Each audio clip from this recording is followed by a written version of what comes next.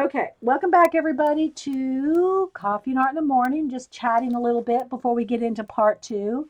Talking a little bit about Dragon Con coming up next September. William Shatner's supposed to be there. Hoping Nichelle Nichols will be there this time. And so it's in September, 2016. But it was William Shatner just announced like over the weekend or last week that he's going to be at the Dragon Con again this year. Well, he wasn't here last year. He was here the year before, I think. So we're just kind of gabbing about that before before we color. And if y'all missed me talking about the awesome Star Trek artist cards that Ash sent, then y'all go back and watch my Happy Mail. Got paint all over me. Happy Mail, and I showed those cards. They were awesome. Thanks again, Ash. I don't think she's here, but thanks for being here, everybody. Okay, so last week we worked on this page here, this girl here. Let me tilt the camera up a little.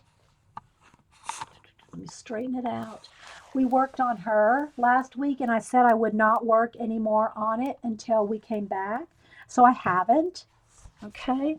And someone, and I forget who it was now, that had a question on finding the lights and drawing. I still didn't get quite the full question on that. If you want to re-ask that question, I'll try to answer it, but I'm not quite sure I understand how to pick out the lights. I'm not sure if you're talking about in a color book, a portrait, or what. So I just didn't really quite get it. Probably some of it probably scrolled off. Hey Trina, welcome back. Good to see you. And thanks for keeping us updated. You have a Get Well card that should be at your house by now. So good to see you. Um, okay, Pat, refresh. Oh, well, it's good to have you back. Okay, so I'm going to zoom in. I did drop the camera some, but I'm going to go ahead and click in a couple. Let's see if we're focused. Let me get my autofocus here thing, guys. Just kind of, I might need to lighten it just a little for the close-up of the color book page. There we go. Oh, that's pretty good. My fingernails are already chipped and I just did them this morning. um, okay, bye, Iffy. Stay safe in your bad weather.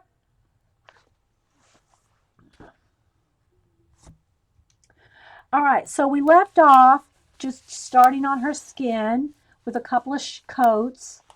And so we will continue working on her. I have the flesh colors right here. I'll probably have to resharpen some of them because I've been working on a couple of commissions. Working on a baby. I can't show you because I don't have permission from the person that commissioned me. But let's see here. Let's go with these. Do I need to have a henna in there? I need that one. Okay, so these are all the colors that I've got. I'm not sure if that's the same one. I think I need to resharpen that one. I need a dark brown too. So there's black. No, that's a dark brown and I need a black. Okay, so I want a little of all the color. I'll just tell you the colors that I picked. Not that I'm going to use every single one of these on her skin right now, but I want to show you some of the skin colors that I use. Hey, Judy. It looks like the palest is. I see. I'm just not understanding the question. How you find the palest? When I'm drawing a portrait, I have a reference picture. Okay. Let's see here. Let me get the iPad because my phone will flash out photos. Let me get a photo here. Let's see here. And you'll know that I do my portraits on tan paper. So I have all kinds of demos on it. So you can see how I start with white. Have, I don't know if I have. I don't think I have an AC more close. I know there's a Joann's probably about 45 minutes away. I have a, but that's good to know. AC Moore has the Yoo-Hoo glue sticks. Yeah, because I'm down to like I think 1.5. I'm down. I've used up every user stick. But yeah, that's good to know. There are 8, and there's tons of calendars too. Okay. Yeah, I don't have an AC more handy. My Hobby Lobby is 3 miles. My Michael's is 5 miles. So I don't usually find, hey, Crocker too, Ann. So I usually don't find a need to go even to Joann's, which is 45 minutes away. If I'm going to drive that far away, I go to Blick. Okay, let me see. Let's find some photos here. Yeah, go, Princess Buttercup, go. Okay, so I'll show you this one. This is one of these sketches that I did. Let me find the original here. Okay, this is my most recent that I've done. I could probably show you a picture of here. Let's see. All right, so here's this guy, and the color's not going to show up very well. He's not this, there's the lighter version, okay? So here is the picture that I got from Sketchy app, which is a place where you can just get pictures of people. I won't go into the whole deal because I've talked about it all a lot. But Sketchy is a place where people upload photographs and you can draw them, okay, and then post them. I can't show you here on the phone will flash out my camera. So I'm just going to show you on my iPad. This is the last person I drew.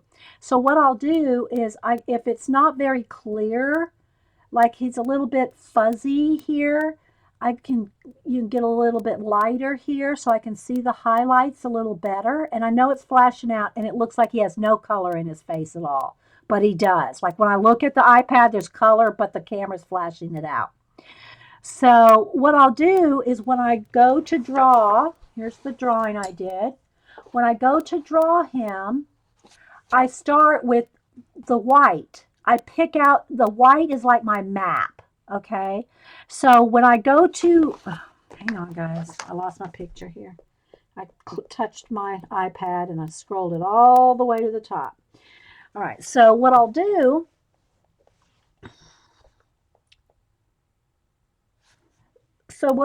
is see how he's got lighter cheeks, light here on the nose, light right along the lip line, around his chin. Well, you can't see it there. On his chin, okay? So you can see the lighter areas. I always start with the light areas when I do a portrait. So I started with the light areas. I don't know if this is even what you're asking, but you asked about how I pick out the lights. Well, I start with white. And all the portraits that I've done here online, I mean on our show, I've done tons of demos here. So if you're watching this recording or you're new, there are, I mean, a couple dozen, at least, a couple dozen portraits that I've done over the last year and couple of months, where you can see me start a portrait with, and then do the white, then the color and all that. I don't even know if this is what you're asking. So, well, again, Crocker too and anyone else. Yeah, it's, I've been drawing for 50 plus years. It's not something you just like, oh, I pick up, and do. I mean, here's like, for instance, this was a quick thing I did when we did this. After I finished the show, Miko said, draw an eye. Well, I drew her an eye, but it's not really helpful to draw an eye in, 15 seconds because it's not anybody in particular's eye. So I just drew her an eye real quick. But this is not helpful in the sense that this is nobody's eye. So you can learn how to draw this eye, but that's not going to help you draw somebody's that you're trying to draw eye. I don't know if that makes sense. Because this is just a made up eye. So you can't just put this eye on every person that you draw. If you're doing portraits, you have to draw the person's eye that you're drawing, So I don't know. I might not have really explained that very well. I'm not a teacher. I say that all the time. I'm not a teacher, guys. I mean, you can learn things. I'm not saying you can't learn things from our show, but I'm not a teacher. Teachers have specialty Um, they have special training skills, personalities. Yeah, I'm not a teacher.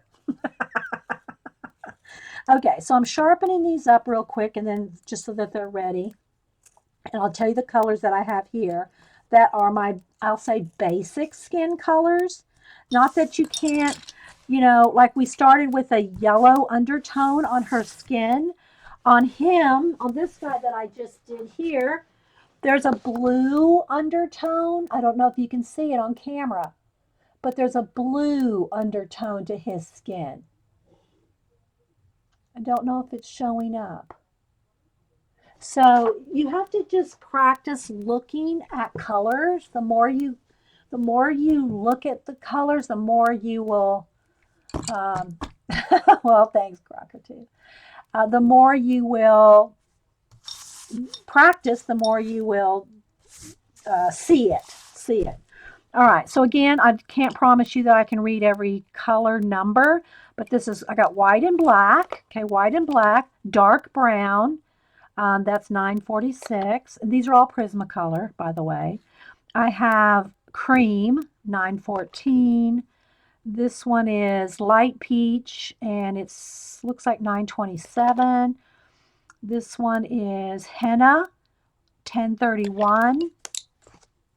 This one is terracotta, 944.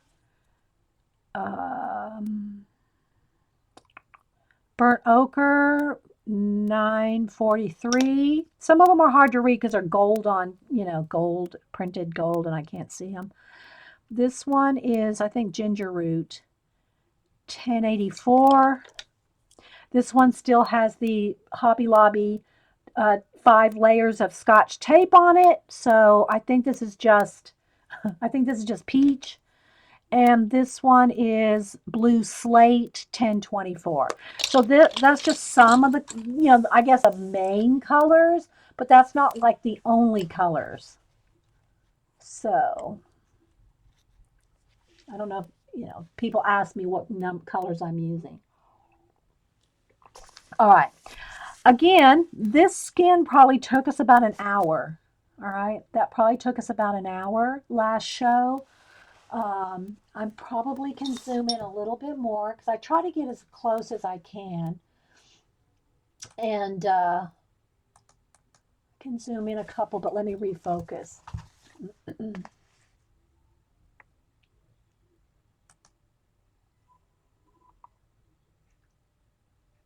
Make sure it's focused.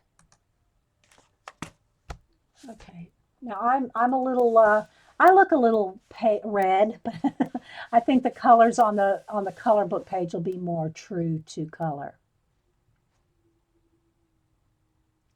Hello from to Japan. I missed your name, but Carrie's saying waving to Japan. So somebody got here from Japan. Okay, I lost the focus again, guys. Hang on. I might be too. I might be too zoomed in. Let's see here.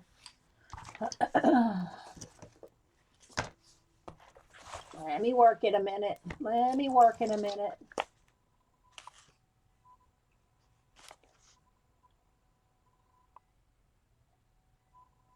Come on. I might be too zoomed in, guys. Let's try that. All right. All right. So, yeah, even with and people say, well, why don't you get an HD camera? I have an HD camera. This is an HD camera, but I put it on high resolution, but Ustream, unless you're a paying Ustreamer, you're not going to have that HD quality, you know, even with an HD camera that you would have with a non-Ustream channel. I don't know if that makes sense.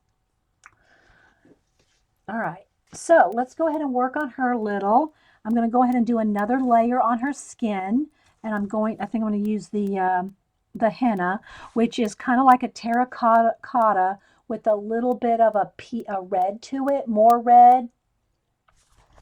So hopefully you'll be able to see. So you can see I got a little farther on her leg than on the rest of her here. So I'm going to put another coat, and I'm going to try to, let's see, how can I do this? I really would like, I'm afraid my hand and shadow is going to get in the way, but we're going to go for it. Okay. So I'm going to put another coat. And again, lots of light layers. That's just how I roll. Lots of light layers. I've shown y'all before what the light touch you have to have if you want to do lots of layers of color pencil. Well, and I don't want to say you. This is how I do it. I mean, there's tons and tons and tons and tons of color pencil artists on YouTube and on the net and classes and all that. And I'm sure everyone has a different technique. I'm just showing you how I'm doing it. You can do it any way you want because you're the boss of your color book. Hey, Flint Rock. Is that Flint Rock from Japan? I don't know. I missed who came in from Japan. Thanks, everybody, for being here. Okay, so I'm kind of liking this tone right here on her skin. Maybe just a little bit darker brown in the shadows here. I'm trying to keep my hand from casting a shadow, and I hope you guys can see. If you can't, let me know. We can, try a different angle or zoom different ways. I tried different camera angles, and it just seems like the straight overhead seems to work the best. Lily is from Japan. Okay, hi Lily. I can take the camera off and put it on a tripod right here, but it's going to distort it, You'll see the coloring, but the picture itself is going to be distorted. So you kind of like 6 of one and half a dozen of another. You can either have a distorted image because you're at such a sharp angle, or the coloring see the coloring very well.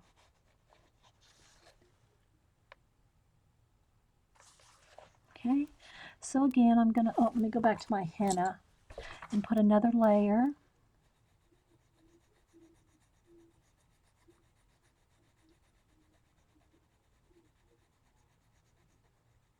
And you wouldn't think that just a nice light coat of a certain color makes a difference, but it does, because when you go on the next layer, you're blending them together. Thanks, Terry. You blend them together, and so it does matter when you have lots of shades.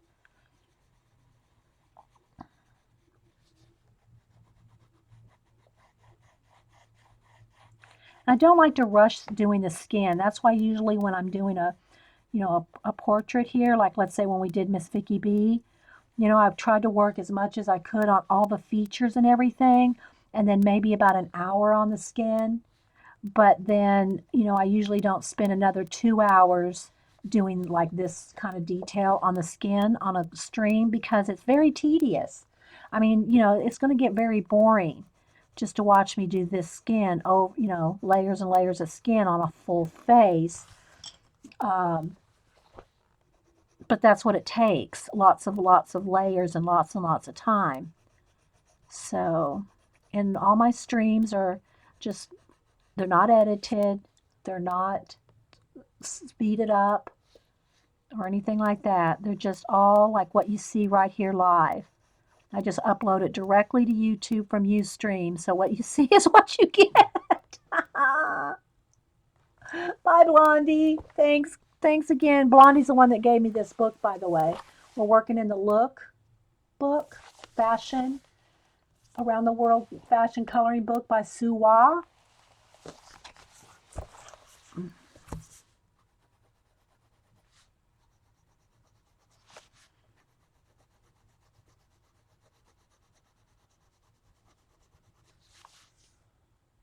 So if you have any questions, feel free to ask. I'd try to, just when I'm taking my time like this, I can keep glancing up at chat.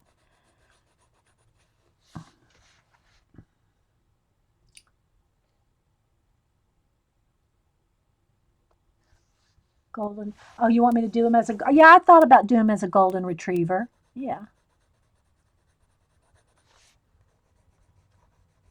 And when you do something like that, now I'm probably not going to do this, but I'm going to give y'all a tip. When you're doing something like, and it could be anything, like even African American skin or anything, the golden retriever. If you look up some reference pictures, go online, Google Images or whatever, and look up golden retrievers, and you'll see more exactly the colors. If you really want to practice correct colors and shading and all to get it just like a real golden retriever would look, then go look up some reference materials on the colors and where to shade them and all that. I'm not so picky in my color books, okay? Uh, you got to realize that, most of the time I'm coloring in coloring books, I'm not doing a show. I'm just, I'll have a color book open on my desk, and if I'm in between something or I've just finished a commission or whatever, I'll just have a color book there and work on it occasionally. Like I'll come by maybe 5, 10 minutes, watch somebody else's YouTube video, or if I'm watching a streamer or something, um, then I will sit and color or something while I'm taking a break from my regular arting. But so I'm not so particular about getting it exact like I am a portrait. When I have a portrait, then I'm very particular. I'm having a really hard time mixing colors with color pencils. Practice, Gina. You have to practice. Gina says she's having trouble mixing. The best thing to do is just take you a piece of paper and start, doing a few colors at a time, like taking this color, then say the henna, and going over that and seeing what happens. Seeing what happens when you start mixing colors, and look at what happens. It takes practice. I mean, there's no formula. Well, there are formulas.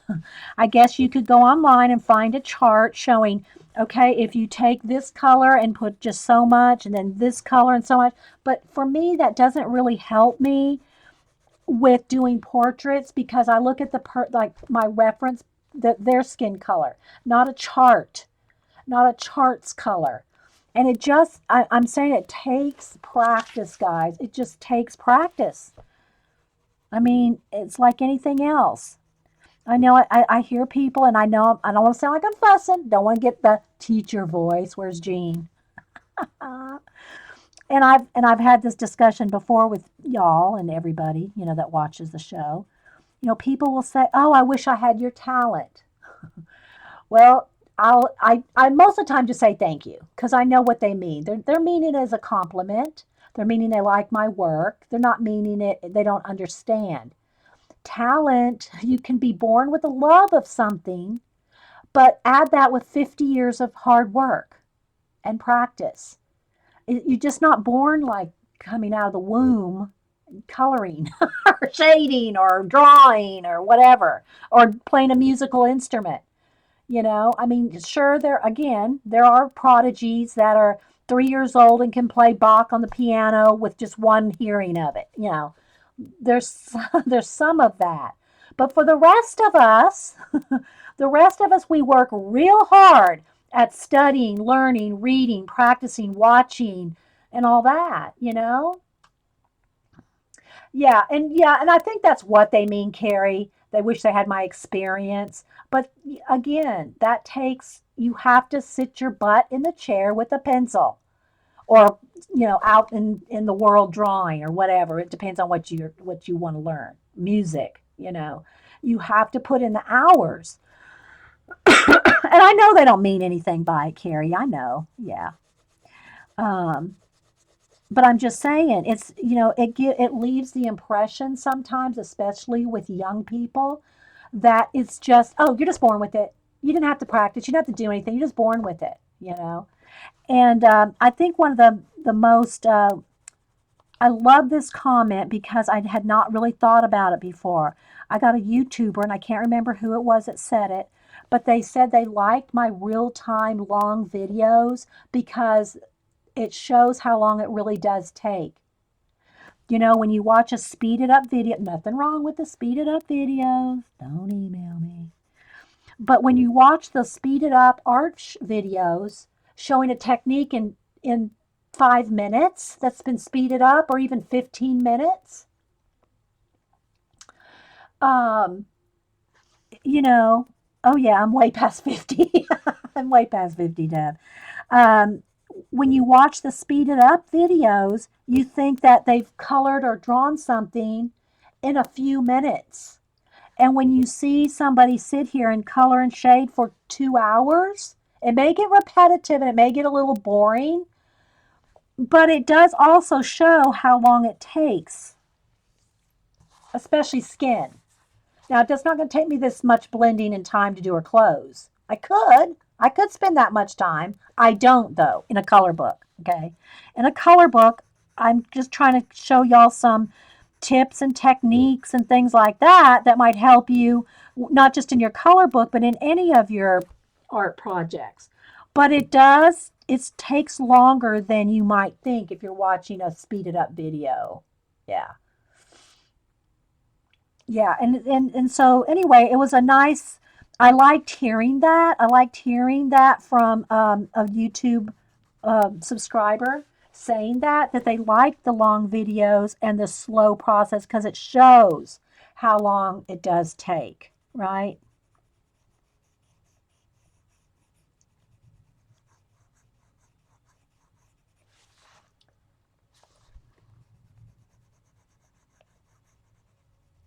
And this side of her face is going to be a little bit more in shadow. And even my portraits, I don't draw portraits this small. You know, it's a little harder for me. Not everybody. Different artists are more proficient at different sizes of work. For me, I like drawing big. I like drawing big. I like all the shading and drawing a face this size, right? I like drawing a face this size and, the detail and stuff like that. Got his little whiskers. So I like drawing detailed portraits, and my commissions are always this. So I'll say that again too, because I've had some people want me to draw, a whole family on an 8 by 10, and I don't do that. I don't draw this small. I mean, for me, if I'm going to draw a commission portrait, I want it to be the full face where you see the person, the eye color, the shading in the eyes, that sort of stuff. You know? Yeah. Yeah, it's practice and a lot of work. And that's why, sometimes I tell y'all not to try to do 100 different things. And again, a lot of people just like to do a lot of things. They don't want to get really, really, really good at one thing, and that's fine. If you want to do 1,000 different kinds of artwork and arts and crafts and beading and clay and drawing and art journals and all of it, there's nothing wrong with that. I'm not saying there is. But if you want to get really, really good at something, you have to put in the practice in that thing, you know.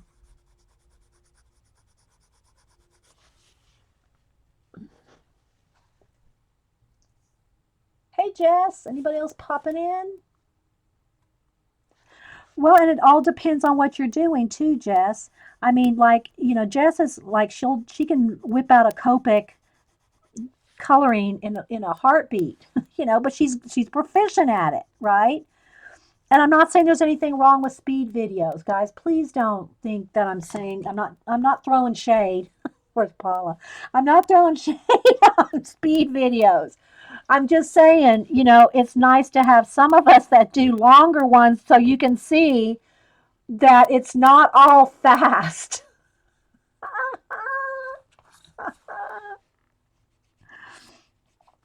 And personally, I like longer videos because I put them on in the background while I'm working. I like having them on in the background, somebody talking and watching while they're working. So I look for videos that are longer. That's just me though. And I know not everybody has all the time. Not everybody can sit here all day, retired from a full-time job, which I did my whole life, raising the girls and all. Hubster and I moved all the time. Him being in the military, we moved a lot. And I've always worked full time when I was raising the kids. So to be able to do this now full time, I had no guilt over it. Trust me. I love doing it. I'm grateful I do it. Do I feel bad that other people can't do it? No, I'm sorry. I worked hard for this. I worked hard for these last 10 years. Just saying, Vern. Oh. But I do my best to share everything that I do, anything I can help or teach. Not, I won't say I'm not a teacher, but I know that you can learn things, if I can teach you how to do something. But I just do it all to show you guys, as much as I can.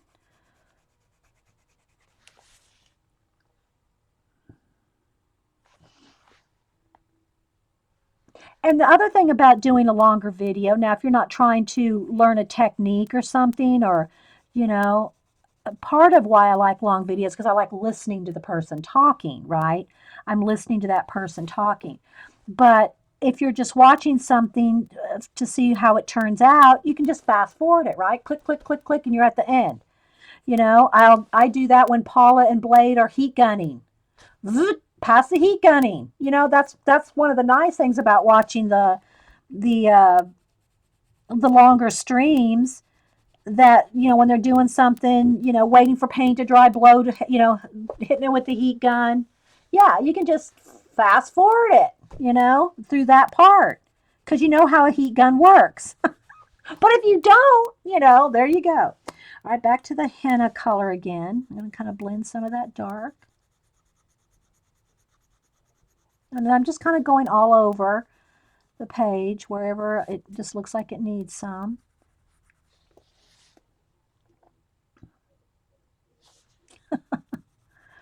So anyway, but I do realize not everybody has the time. But I've always, even working full time all my life, now I do have to say I have a hubster that supports, my has always supported my art. Um, you know, he'd be the first one to go. We moved somewhere and I couldn't take something, or you got to give up a lot of stuff sometimes if you move. Like when we moved to Alaska, couldn't take any solvents, any liquids, you couldn't ship any of that stuff. He'd be the first one to go out and buy me new art supplies, or give me the money. Say, here, go, go buy you some extra art supplies. Of course, I always worked as well, but raising two kids, you know, on a military pay budget. You know what I mean, Vern? So I have had that. I have to say I've been very blessed to have a husband that has supported me in my art. If there's any time I wanted to, take a extra, drawing, life drawing class or something like that when we've moved around, I've always been able to do that. But pretty much I've always kept up with it all my life. No matter what job I've had, I've always just tried to keep up with some form of drawing, painting. I did calligraphy for a lot of years. Hey, Di. Linda McLinda. Anybody else I missed? And tried all kinds of different mediums and all that throughout the years. But it's an accumulation of years of doing. I got her arm just a little dark in that area because the sun would be, her arm would be a little lighter right there. I think I'm going to try to kind of take a little bit. Again, I can, knock it back a little because it's such a light layer. Okay, it will never go back to pure white. All right. But I can knock it back a little bit with my Ticonderoga black. That's what these pencils are called, Ticonderoga black, with the black eraser, because the light would be there. It wouldn't be that dark on her arm right there, I don't think, in my imagination. So anyway, but I mean, I don't mind answering any questions, and I know I get sometimes that serious voice, but I really don't feel that serious, guys. I just start. If somebody asks me a question, I want to try to answer it to my full ability. All right, so now I still need a little bit more henna. on certain places. I'm liking her leg. It still needs a final coat of I'll probably do a final coat of ginger root to kind of blend it out, but I'll see how that looks. When I start hitting it with the ginger root color, if it looks too pale. Yeah, Paula's here somewhere, where she was earlier. And by the way, guys, in my show, links are always open. If you want to talk about a class you're taking or promoting or having or your website or anything like that, I'm all about sharing here too. I don't mind anybody talking about their sites or anything like that. So feel free. Now we don't really have a problem with spammers on their selling stuff. We don't mind if you put your link to your Etsy or something, but don't start spamming each individual piece of artwork or something like that. But like I said, we don't usually have that kind of problem here. And another thing, I will tell you this that is nice. If you can, and I had this in Alaska, we lived there for 3 years in the 80s. If you can find an art friend that you can, hang out with, go shopping with, or whatever. I just so happened to have that when I lived in Alaska. An art friend that we both like, and we worked together too. This was when we worked, let's see, the first year worked at a credit union, then I went to another, well, anyway. So after we get off work on Fridays and get paid on our way home, driving 20 miles an hour in 20 feet of snow. Now they kept the roads clear. It was piled up on the side, but we would go especially in the winter, we'd go to the art supply store and get us at least one new something,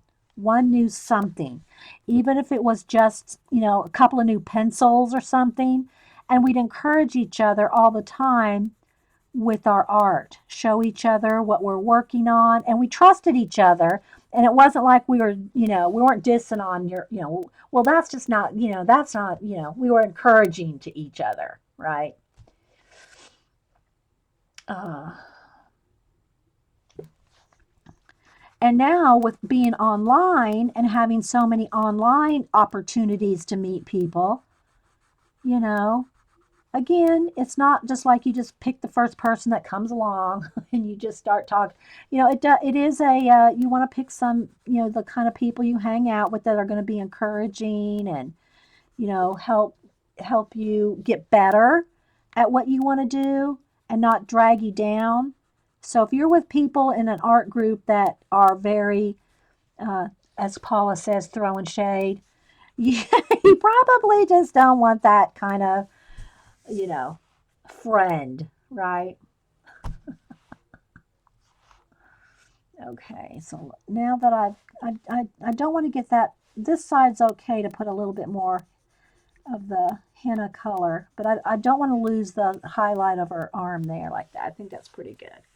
All right, so let me go ahead and see how I'm going to like the moon, what is it called again?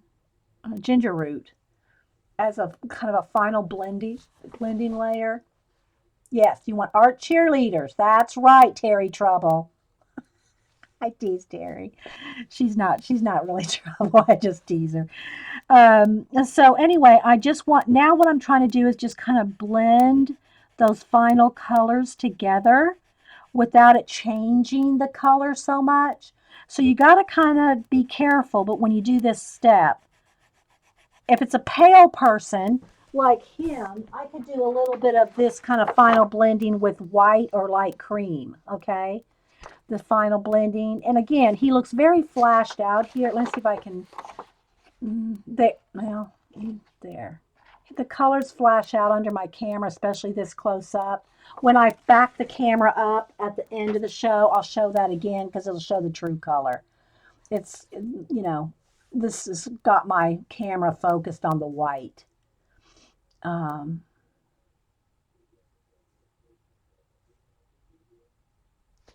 okay, I missed something on the books. Oh, I'll spend money on books. Because I grew up in the military, married the military, moved a lot in my life. See, this is blending and it's not changing the color, and that's what I want. I don't know if you'll be able to see. All right, see some of these lines still? When I go over them with this color, it's going to blend those lines out. It's going to blend all this together a little better. Um, I've had to, I've always been a reader since I learned how to read, since Grandma taught me how to read, probably when I was 3, 4. I've always been a big reader. So I'm good at able to teach myself things, but there's just no substitute for getting a pencil in your hand and going and doing life drawing. There's no substitute for that. Training your eye to draw what you see, not what you just think you see in your head. Okay? There's just no substitute for that practice. You can read a lot of books, get a lot of techniques, and I know Paula's one that's able to learn from books too. And that's but that you have to get out there and practice, guys. There's just no substitute. And that's just like you can learn a lot of music and things from books, and Jean would tell you that if she's awake. Yeah, there she is. You can learn how to read music and the all the technical aspects of an instrument and all that. But until you actually start playing that instrument for hours and hours and hours and hours and weeks and months and years, you're just not going to get good at it, no matter how many books you read. So anyway, all right. So I'm just kind of finding the areas that really just kind of need blending a little bit. And I know this is kind of fussy detail that you probably can't see on camera, and it's usually not how much time I put in on a color book page. But again, I'm doing this for you. This pencil is ginger root. Yeah, it's ginger root. And I know I've had people ask me if I use the colorless blender pencil and the blender markers. I don't. I don't use any blender stuff like that. Now I do have, I have it somewhere. I don't can't put my hand on it right now, but I have the pencil, colorless pencil blender, but I just don't use it. I just haven't really, I just guess I don't feel like I need to. I like blending everything with pencil. And I don't use any kind of solvents. I don't use the Prismacolor colorless blender markers or baby oil or Gamasol or odorless paint thinner. I have that for oil paints, but I don't use it for color pencil. Not that there's anything wrong. Okay, not that there's anything wrong with it. I'm just saying I don't do those techniques. Again, I'm using a very light touch. I'm not bearing down on any of these layers, guys. I'm not bearing down. This is the kind of pressure I'm using. All right, let me bear down and show you how dark this is. Okay, that's completely bearing down. This is how lightly I'm doing it right now. This is how light I'm going over my girl. Okay? And I just kind of try to show those little tips every now and then because sometimes it's hard for you to see how much pressure I'm putting. But I want you to know there's no pressure. No pressure.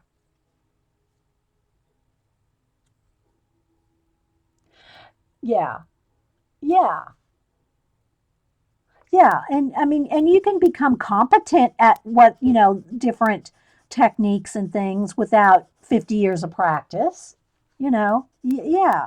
I mean, I'm not saying that before you pick up a color book, you have to, invest in 20 color book, how to color pencil or anything like that. Pick up a color book and start practicing.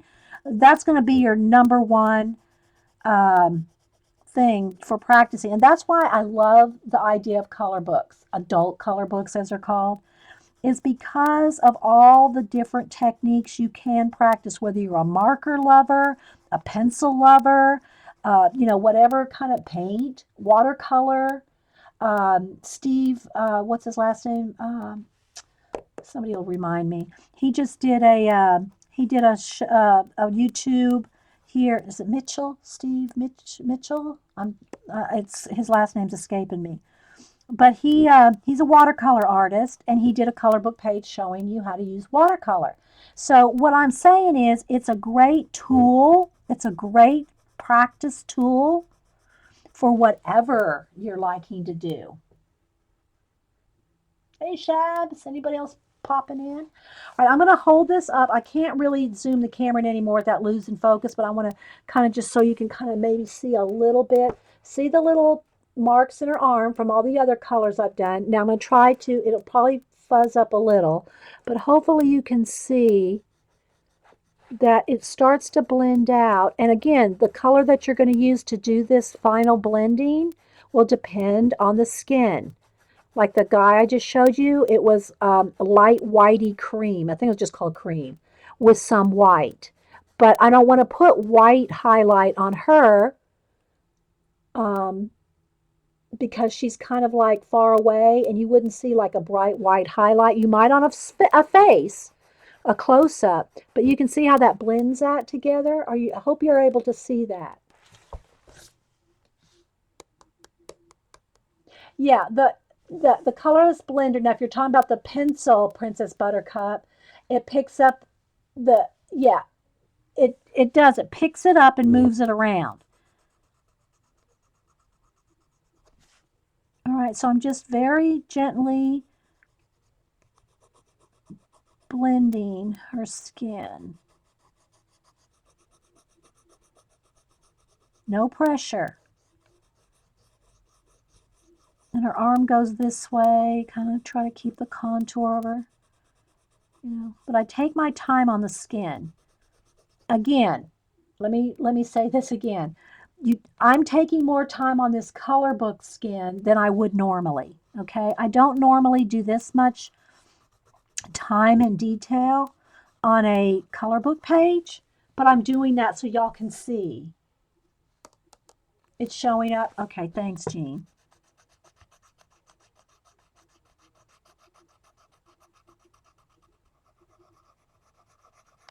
And so the same thing like the comic books. I mean, if they would have had those comic book color books when Cam was like 6, he probably would have colored it cover to cover. I did give him the Harry Potter one. And when we were at the bookstore for my birthday weekend, and they came to the bookstore too. I asked him, I said, and they were saying, oh, but it's your birthday. You need to be buying your own stuff. But anyway, the new Harry Potter creature, the second in the series came out. I think Paula bought it. The creature Harry Potter, the second in the series came out. I already had bought the first one and given it to him with all the characters. So I said, do you want the creature one? And he said, well, I really would like that sometime, Nana, but this is what I really want. And he picked up 2 books that were on sale. Well, actually, I found one for him. One was a writing prompt book, and the other was on psychology, because he's taking psychology. He said, I really want this psychology book. So I bought him the psychology book instead. But so eventually I'll get him the Harry Potter creature book. And I think there's another one coming out after that. I think there's 3 that I saw that talked about on Amazon. So I know you guys, I know y'all appreciate what I do. Thank you so much. And I'm not saying that to get, don't give me props. That's not why I'm saying it. I'm just like, telling you why I do things and whatnot. Just talk to y'all like you're right here with me. Because you are. In my mind, you're right here with me. Just like if Darcy Glam was sitting here, I'd be talking to her the same way as I'm talking to you guys. All right, so there we go. I think I'm liking that arm and leg. I think I'm going to leave that as done. This leg and this arm. So can you see how it's got a little bit more blending to go on this side? And the hand turned out pretty well. This side's, her fingers are bent over, so that's going to be in shadow. I want to at least try to get to the dog today. So, Magical Places comes out in March. Thanks, Mad Rat. Yeah. So anyway, at the time, because let me see, I don't want my hand to put a shadow on her face. I'm kind of just back up the pencil here. So he wanted the psychology book, so I got him that and the writing prompts because he's also in journalism and the school newspaper. And of course, Boo just came in. If y'all weren't here on the first part, they just had another championship cheer sport in Atlanta. It was a Saturday and a Sunday. And bless her heart, her team didn't go on until 7:30 at night, both days. I don't know how they do a random draw of what times people go on. And they usually, Denise, and they usually get pretty good times. This time it ended up that they were at night, but they came in second. So that's, and if you know how big cheer sport is, that's awesome. And they already have their bid to Epcot, well, to what's it called, Summit. They already got their bid to Summit. So, and even after I blend in her face here, if I think it still needs a little bit areas of shadow, then I'll put another layer because the layers are so thin. Once you get a waxy buildup, and again, I don't concern myself with that as much on a color book as I would on a portrait. But once it has that waxy buildup, and again, I'm using Prismacolor, wax-based pencil. You know, you got your Pablos, your Luminance, your Polychromos, and all the different ones that are oil-based and different things. You can probably layer them differently, and all the different pencils are going to work a little differently, although I don't mind mixing them, gotta say, especially in a color book. Okay, try it out. Try out all out in a color book. That's the best place to test your supplies, test your materials, and how they work together, is in a color book.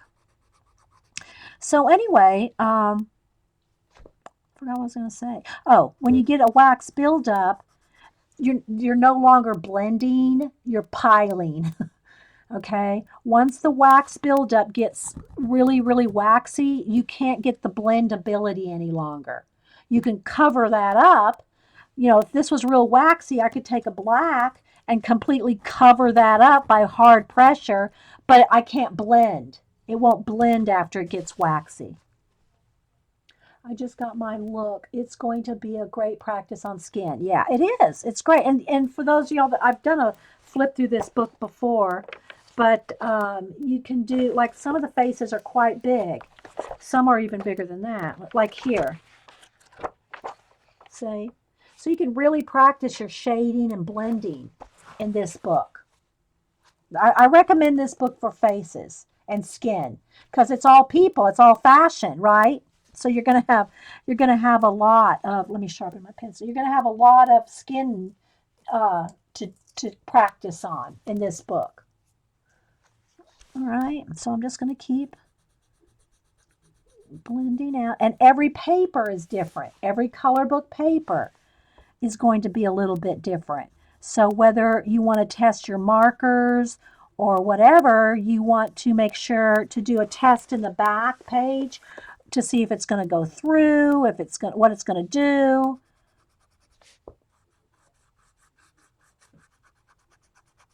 I want to put her a little bit more lipstick. Let's get a little bit of let's get a little something here. Get a pretty rose color or something. Maybe a little magenta. Let's put a little magenta.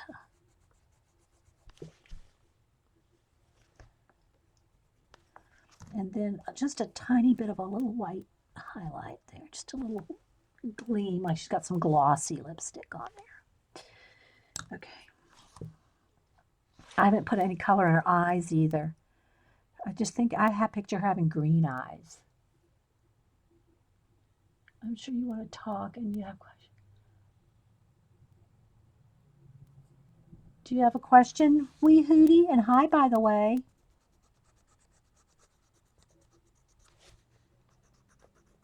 Anybody else popping in? Thanks for being here. So again, but I don't worry about that so much, like wax buildup and stuff. I might a little bit more in this book because of all the skin, but for the regular clothes and all that, I don't stress about that in a color book because I do my portraits. But if you want to practice blending without getting wax buildup, a color book's a place to do it, you know. Claire, something. Oh, did I miss something Claire said? Oh, your cap locks are on. Okay. All right, Hootie. Gotcha. You're just yelling at all of us. No, it's okay, Hootie. I just look for questions. Hmm. I need to go make some fresh coffee. So we'll see how, Mondays, if y'all, are always up for. I never expect anybody to stay here all day on Mondays, but I usually set aside Mondays for, a long day. As long as it doesn't run into Miss Jean at 4, which I rarely get that far into it.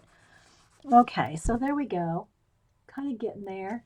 I think I want just a little bit darker. Let me get my dark brown. And again, barely, just barely going in there. Just a little bit darker right under her eyes here. Maybe she has on a little bit of, she's got a little bit, I don't know if she has makeup on or just a little bit of shadow, extra accent on her eyes. She has an eyebrow piercing. So when I do something like that, that's a good time to take your pretty gel pen. I put all my pens that I'm using all the time in this big Mama Jamba pencil holder. But I will probably take like a silver or gold and do her little, and it's not going to show up, I mean, I'll see it here. I can see the the eyebrow piercing here. If I hit the light, you'll be able to see a little glow, but it's not going to show up. I just know it's there. You're welcome, Shabs.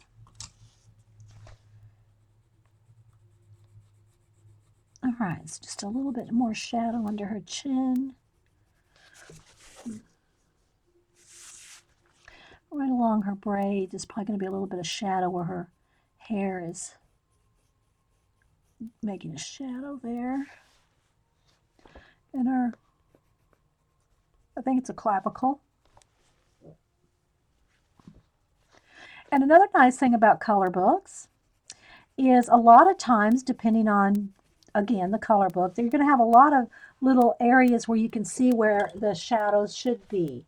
They'll have little lines or dashes or, where they're trying to indicate where it's shadows.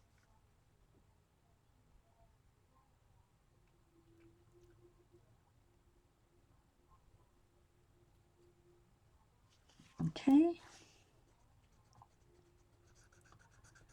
So just going to color her hands. So we got any questions on it? Let me check chat here.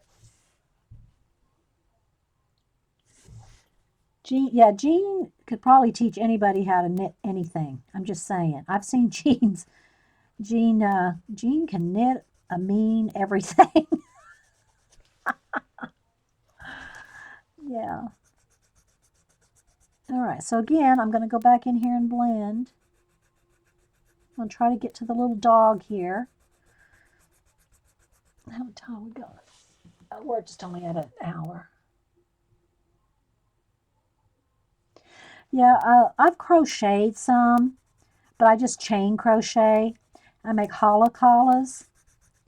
They're just long crocheted, about this wide and probably about 5 feet long.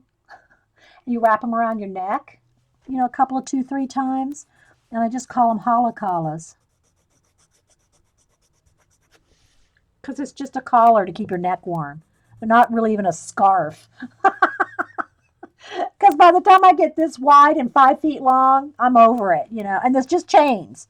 It's just like double crochet along, on a chain. There's nothing fancy about it. I don't crochet any more than that, really. But okay, Juju, thanks. If you can come back, we'll probably be here a while. But come back if you can.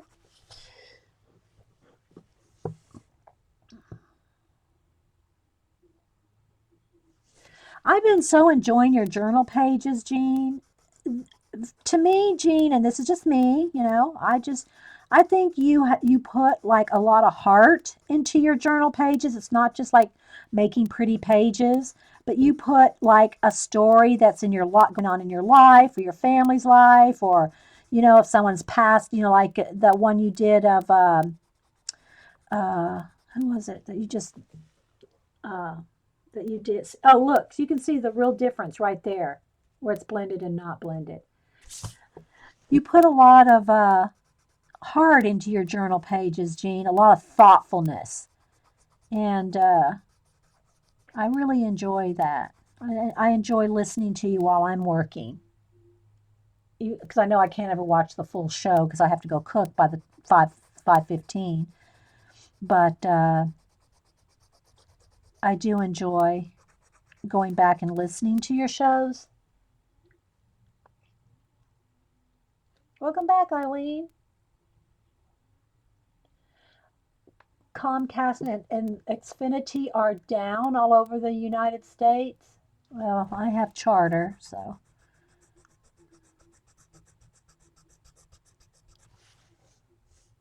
are you blending the white and the? I'm just blending with just ginger root, no white, no white, just ginger root.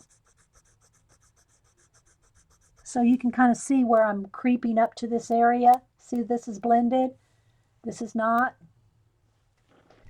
Have to. Yeah, sometimes it's just cooking a big salad. That's true, Jean. But hey, it's still that's cooking for me. Making the big salad. If y'all are familiar with Seinfeld, then you know what the big salad is.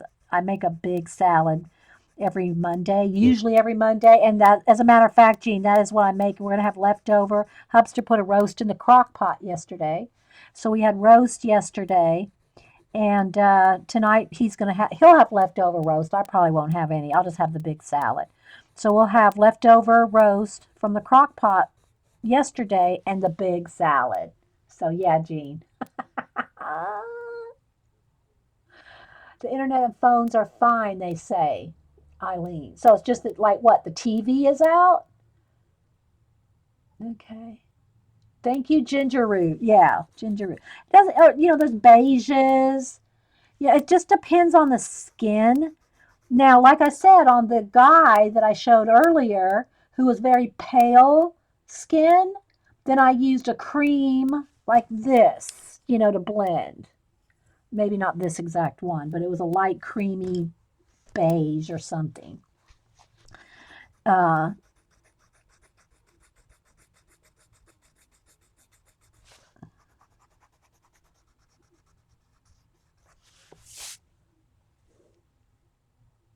yeah, links are open. Jean streams every Monday. She's our musical scrap without the A on Ustream.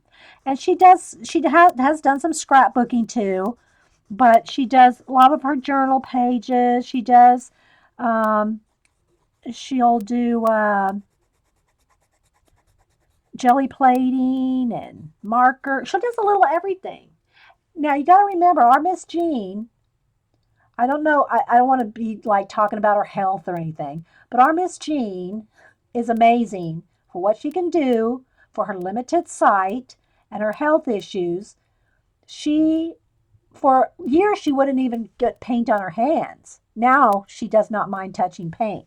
But anyway, I'm just saying all this because Miss Jean has come a long way in a couple of years. And thanks, Terry. So I like to go on and on about Miss Jean because I think she's amazing. So, so there you go. I think you can kind of see. I think I need just a little bit more blending right here where I added those dark, a little bit of extra dark right in there. Okay, so I think I gotta do, these fingernails are showing. I think I'll just use the same kind of, they're not very showing very much. But you could do this little bit of a fingernail polish like with a tiny marker or a gel pen. Just make sure that whatever you use is not going to sink through because this is double-sided. So if I use a marker, I'm going to want to make sure it's not going to go through. Have you never know she doesn't have full sight. I know, you wouldn't. Miss Jean is amazing. All right, so I just added a little bit of red fingernail polish. These nails don't show. They're tucked under. Well, the little pinky one shows a little. And she's holding a phone. What I like about these is almost all of them, they're either holding a phone, they're wearing earbuds and listening to music, they're holding an iPad. I love it. I'm a technology gal. I like my technology. Just saying. One of these days, I am, I am subscribed to the SVS Learn, which is Will Terry and Jake Parker, who's Inktober Jake Parker.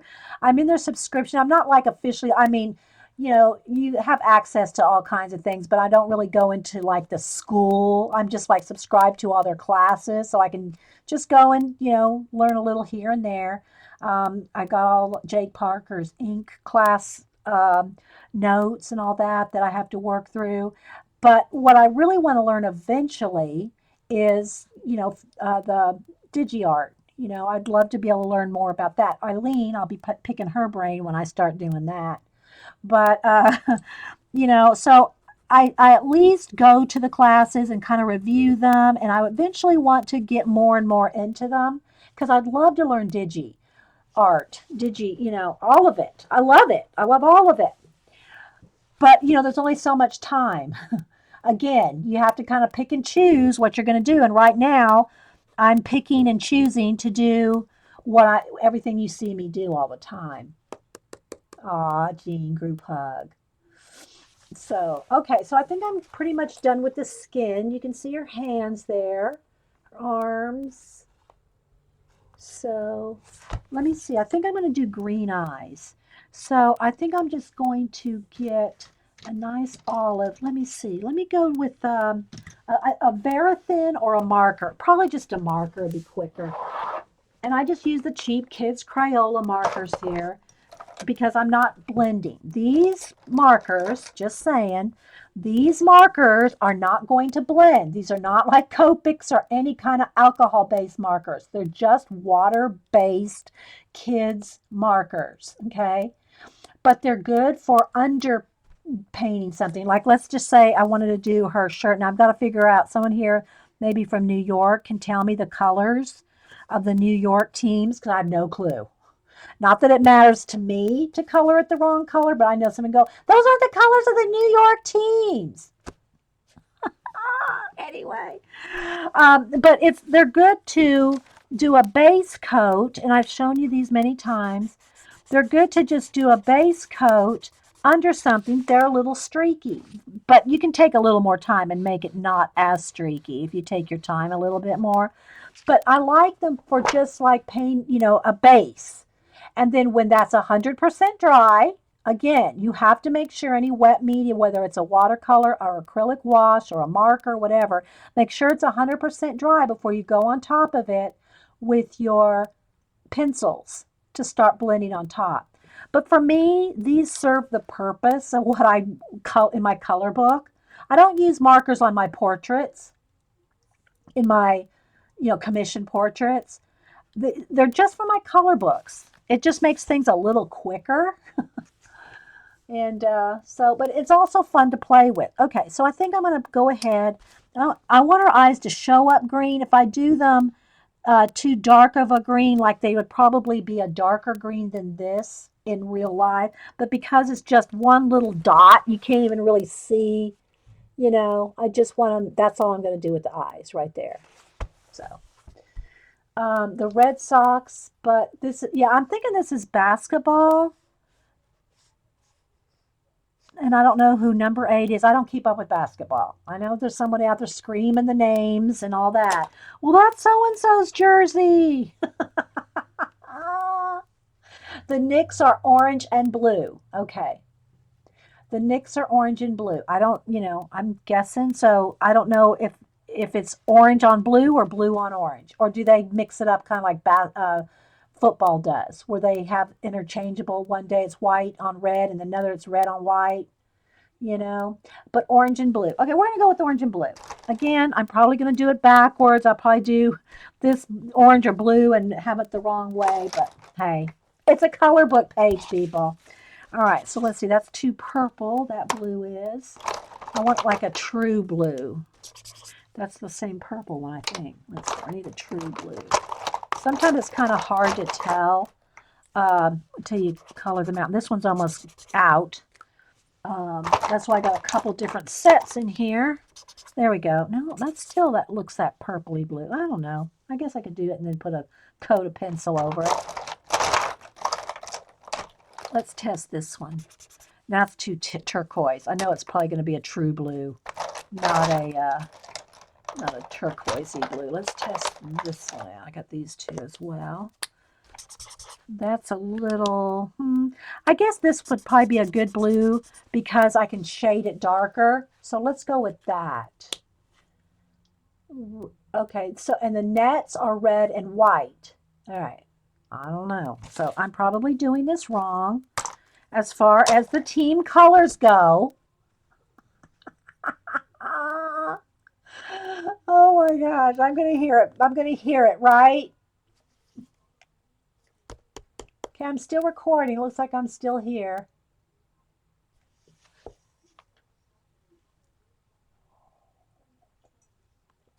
All right. So I'm thinking, do I want, again, it says New York. All right, is this, look, there's a sun ray emblem. Somebody help me out here. Is that an emblem from a team? It's got like a sun ray type of emblem in the O of York. I don't really want to look this up, guys. If one of you guys here can help me. Oxford.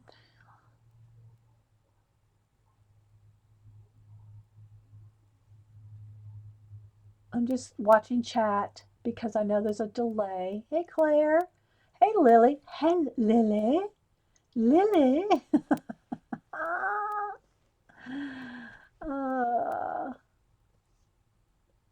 I will call the team color police.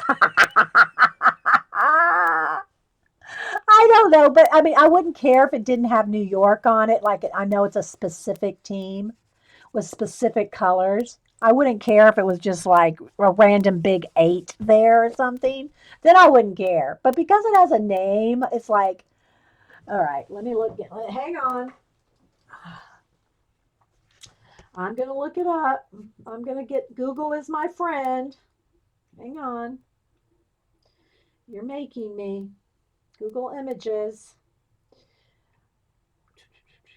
Okay, so New York.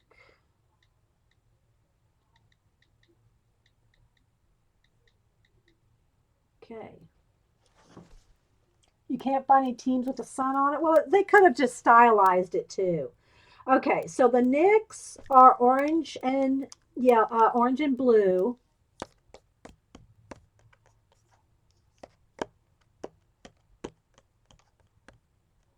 Yeah, I'm not seeing anything with the sun on it either.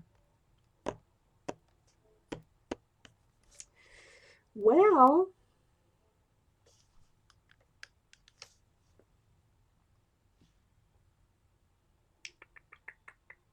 okay, we're going to go with orange and blue. We're going to go with orange and blue. Oh, and I didn't see which was which. Okay, well, we're going to go with orange as the main color and blue as an accent. Okay, so I'm just going to use the marker. I'm going to use these water-based markers. And if you're watching this recording, feel free to comment.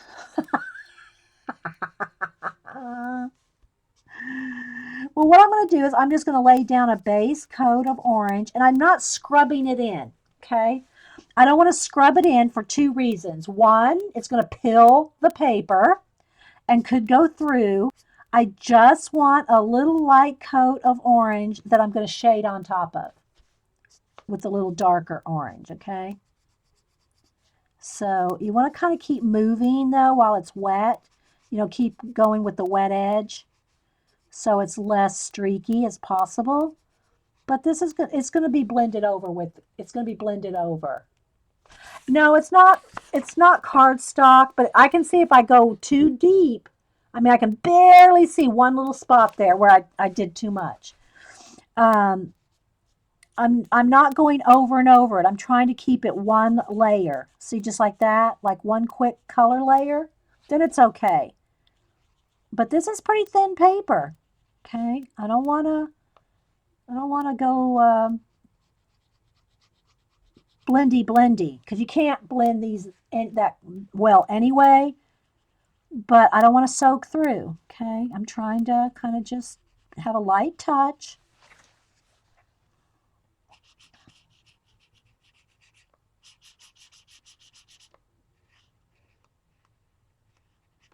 So just so you can see, you can use different things.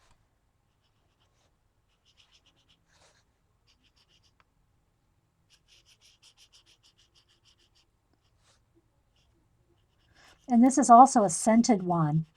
The Crayola Super Tips, if you can get the set that have the black ones in them. Yeah, don't go scrubbing. Don't go scrubbing. That's right, Terry. If you can get the Super Tips set that has the black, there's like 6 or 8 um, in the set. They are scented. So like this orange one smells exactly, and I mean exactly, like Fruit Loops. Ah. So I'm sniffing some Fruit Loops here.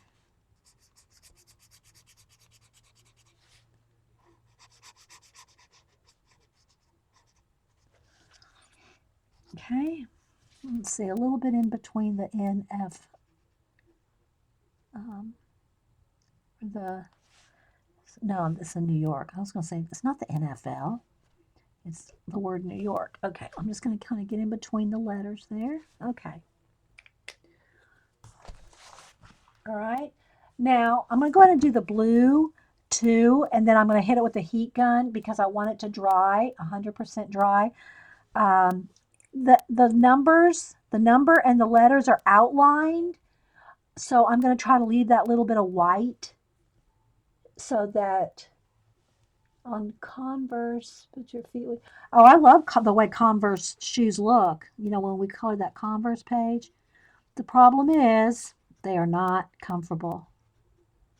But I almost bought a pair of, I think they were pink with a yellow tongue a couple years ago, just because they look so cool. But I didn't, because once I tried them on, there's like no cushion, no padding. And I can go around if it's not like enough of a white outline drawn. I can go around it with the gel pen, the white gel pen. So,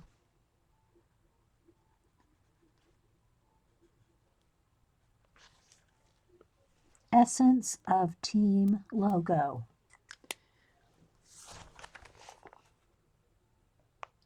And that is like a wrinkle right there. There's a wrinkle, so it looks like I like went out of lines all sloppy, but that's a wrinkle there, and I want to shade that wrinkle. I think I'm gonna go ahead and do the banding on the shirt too, but I want to leave a little bit of that stitching showing, so I might go around it with a white, uh, go in there with a white gel pen or Posca pen and make the stitching stand out. I think that's what I'm gonna do. Okay, I'm liking that. Let's go around the hem of the shirt too with blue. All right, I'm liking it. Oh, there's a little tiny, that could be her skirt or it could be the shirt. I'll do it like it's the shirt, right under her arm there. There.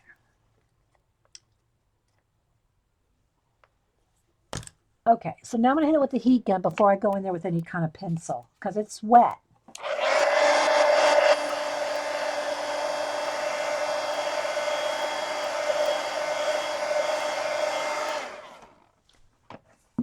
Okay, so now I want to get let me move the markers out of the way for a minute and go in here and get a dark orange, like a sienna or something. No, I don't want sienna. I want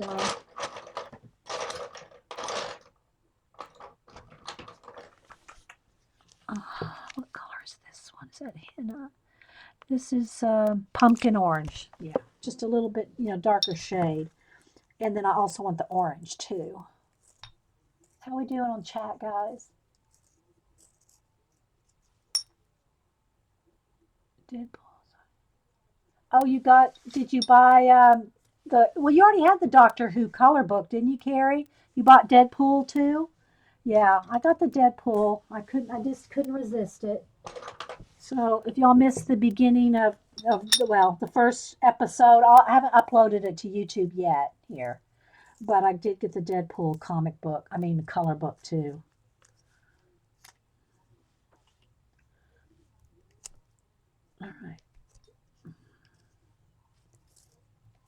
I got to go make me some hot coffee.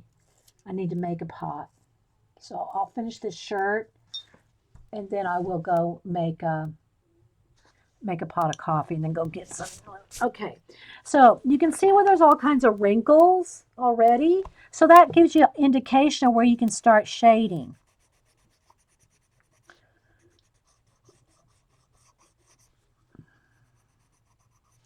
I have a feeling this one wants to break. I can kind of feel it kind of wobbly.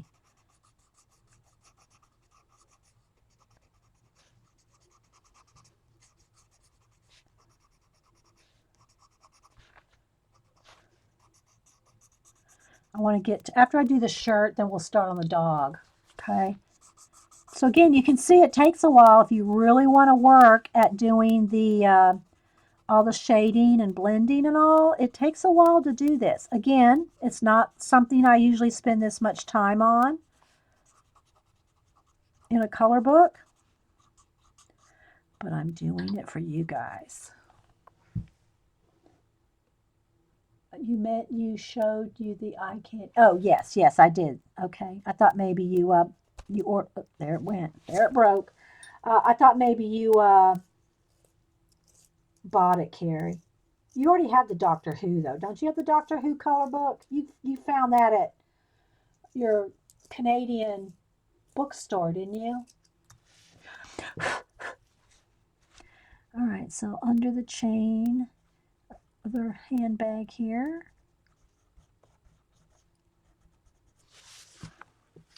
You kind of see where I shaded under this side of the chain and then under here too. See, right in here and under here.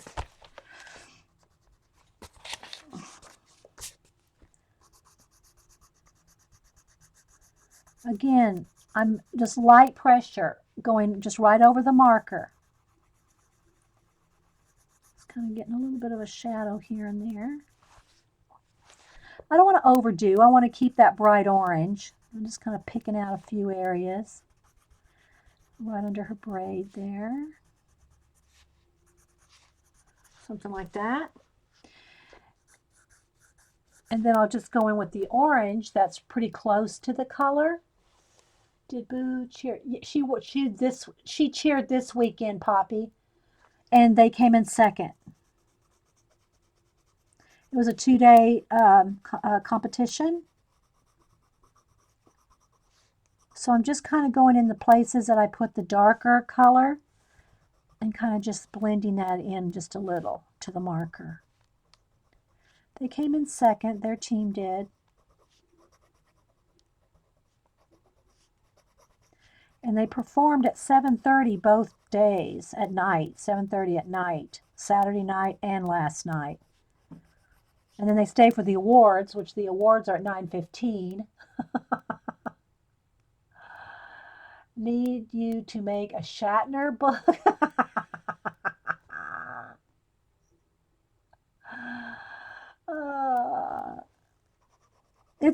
Look for the new movie. Now, again, I've seen people talk about online that it's really not for kids. It's, yeah, Deadpool is not for kids. Just, But everybody, the adults I've seen have liked it. I probably will not go see it. Just saying.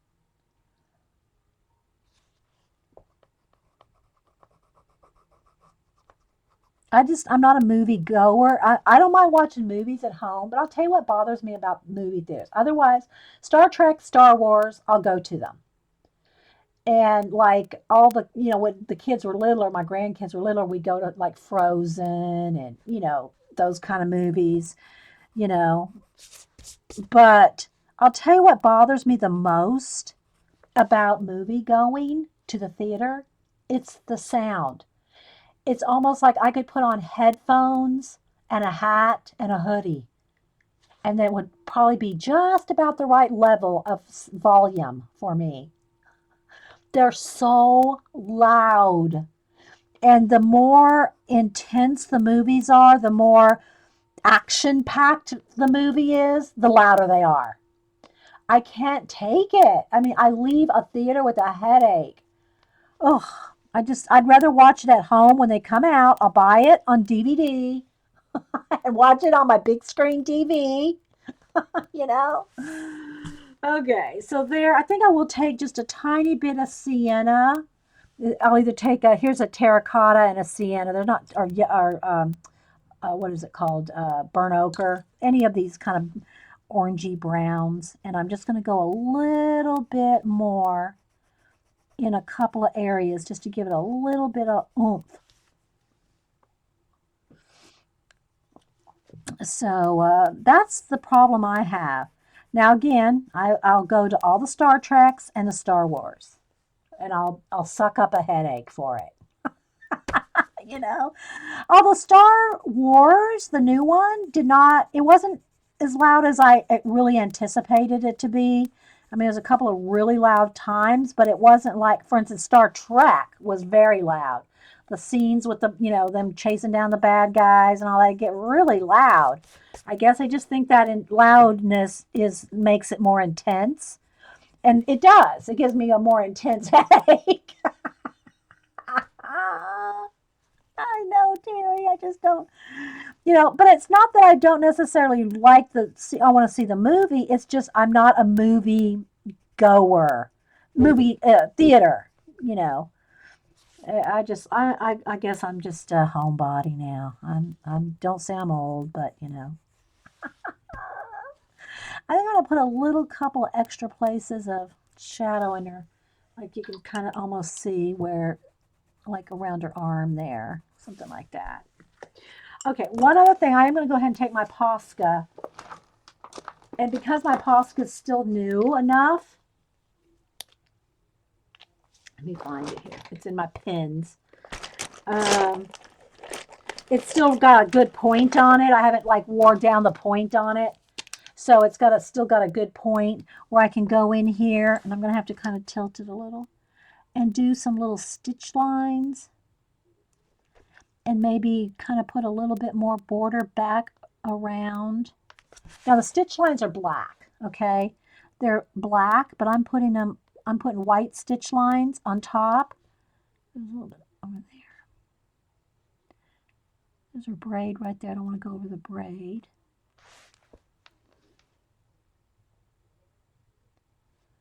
But yeah, Star Trek. And if y'all missed it, I showed part one. Ashley sent me some Star Trek artist trading cards, not ATCs, not like they're the trading cards, the collector cards, like baseball cards done by different artists. Yeah, that Pixar animal movie does it. You see now something like that because the last time Hubster, Granddad, took Boo to one of those movies, he started falling asleep, and about an hour in, Boo goes, "Granddad, can we leave now?" Or no, she didn't say it like that. She goes, "How long till this is over?" I have outgrown those kind of movies, although I still enjoy them. Like, now I don't know if that's going to really, let's see if I can, don't want to lose maybe just a little bit, maybe on one side, maybe just put a highlight or something. Because this is kind of thick. I should probably be doing it with, even as thin as I can get it with the Posca, it still probably needs to be done with a gel pen. Um, I still like things like, Frozen and those kind of movies. But if I wanted to see them, I'd have to go by myself. So I don't. I buy the movie. I buy the movie when it comes out. I don't mind waiting. I don't mind waiting for it to buy it. I don't feel like I have a need to go see the first time it turns up in the theater or anything like that. I just don't. It's just not, you know. But I do enjoy Star Trek and Star Wars, both of them. I've always been a big science fiction reader. Now, not so much anymore.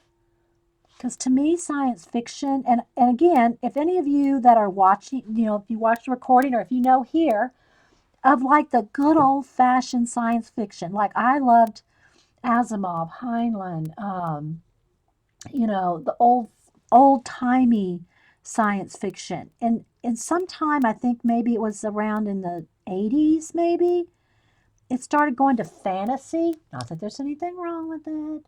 But you know, when people started flying around on unicorns in space and that kind of stuff, it just totally not science fiction for me anymore. It just wasn't science fiction for me anymore, you know? So I really haven't read any science fiction in a long time, but I grew up reading science fiction. Science fiction and spy novels. Like I read all the James Bond and all those things, you know, when I was like 10. I don't know. Ian Fleming, you know, I don't know. I don't even know. Maybe sometime around there in the 60s.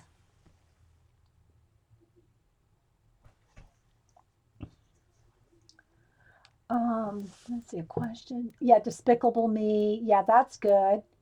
Now I haven't seen the second one. With the was it just the Minions? Was it just called Minions? The second Despicable Me? I haven't seen that one. So I was putting a few little highlights. I think I'll just kind of put a couple extra sun rays. I don't think you're really going to see them, but something like that, just for my own.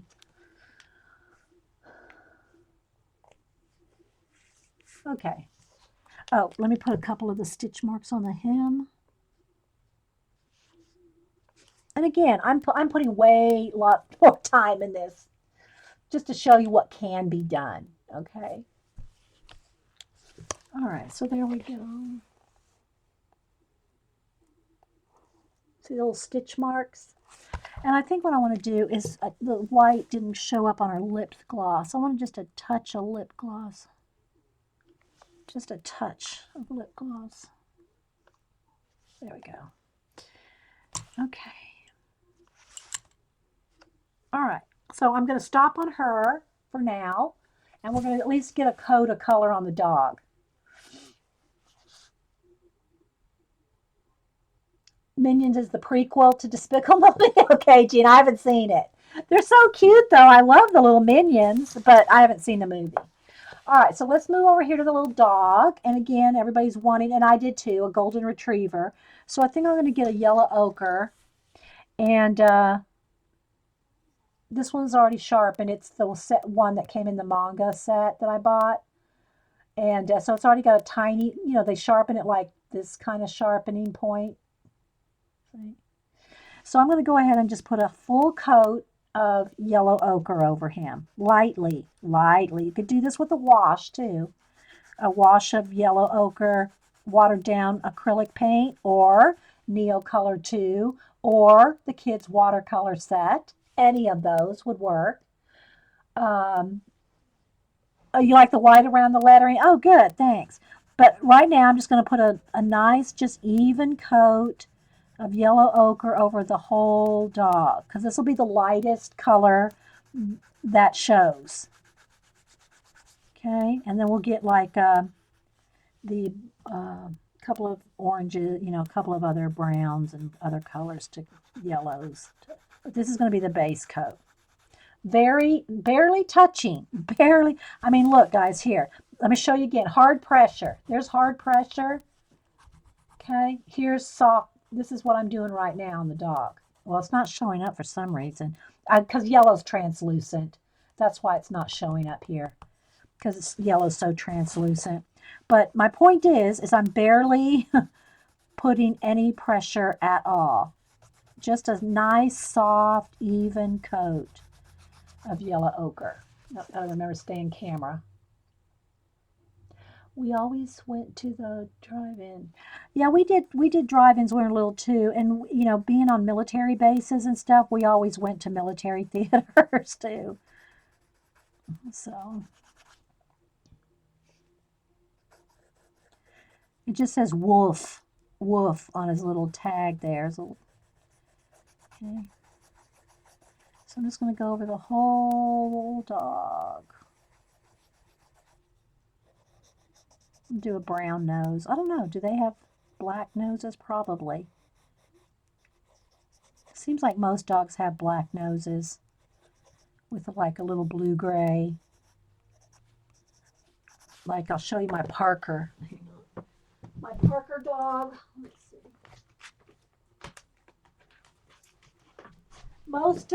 Most animal my my animal commissions, they get sent out, so I have very few animal actual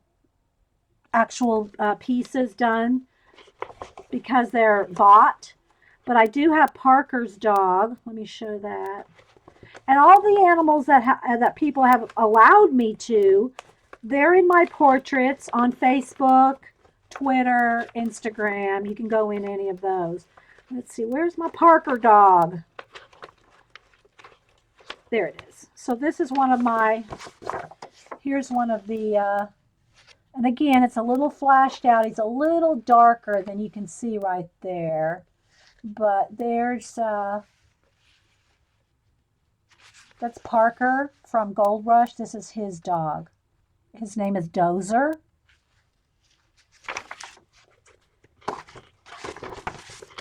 Okay. All right, so I think I will do I'm going to go ahead and do a blue. That'll be the shine. And then a little bit of the black. Again, I know you can't see this. If I can't really get too much more zoomed in without taking my camera off and kind of propping it up, which, I don't mind doing that, but it's going to distort. It'll distort it. In other words, when I put it up under camera like that, see how it distorts it? I can get real close, but it's not like the shape is off. Do y'all know what I'm talking about? Know what I mean, Vern?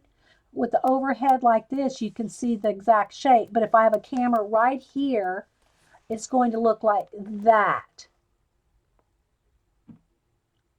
So I don't know which is most beneficial.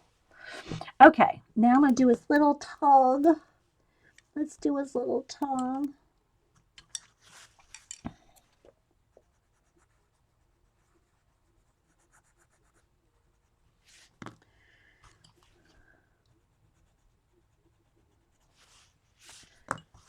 His little nose a little black. I just want to touch a blue on there like it's a little bit of shine.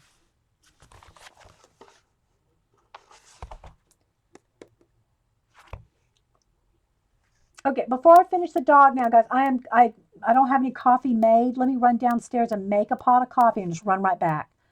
And yeah, because I'm going to have my throat's getting dry and scratchy from talking. So let me just real quick go down and make a pot of coffee.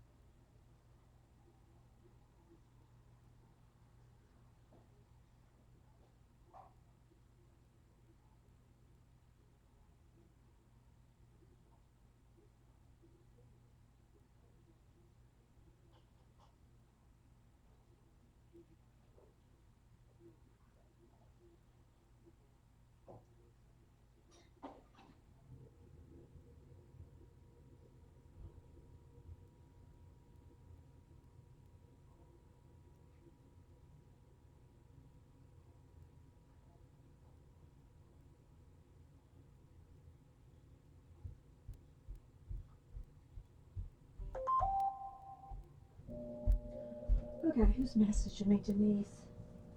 Oh, Denise sent me a picture. Hang on. That sound is my messenger sound. But I'm going to eat a half a banana, so just a second. Oh my gosh. Denise sent a picture. Oh. I can't show it to you because on my phone it'll flash out. Well, I'll try. I'll show it real quick. It's going to flash my camera out. But look, she has, bless her heart, she showed a picture of her face. She drew 2 red circles around her eyes. And she said, look, that is a cheer hangover.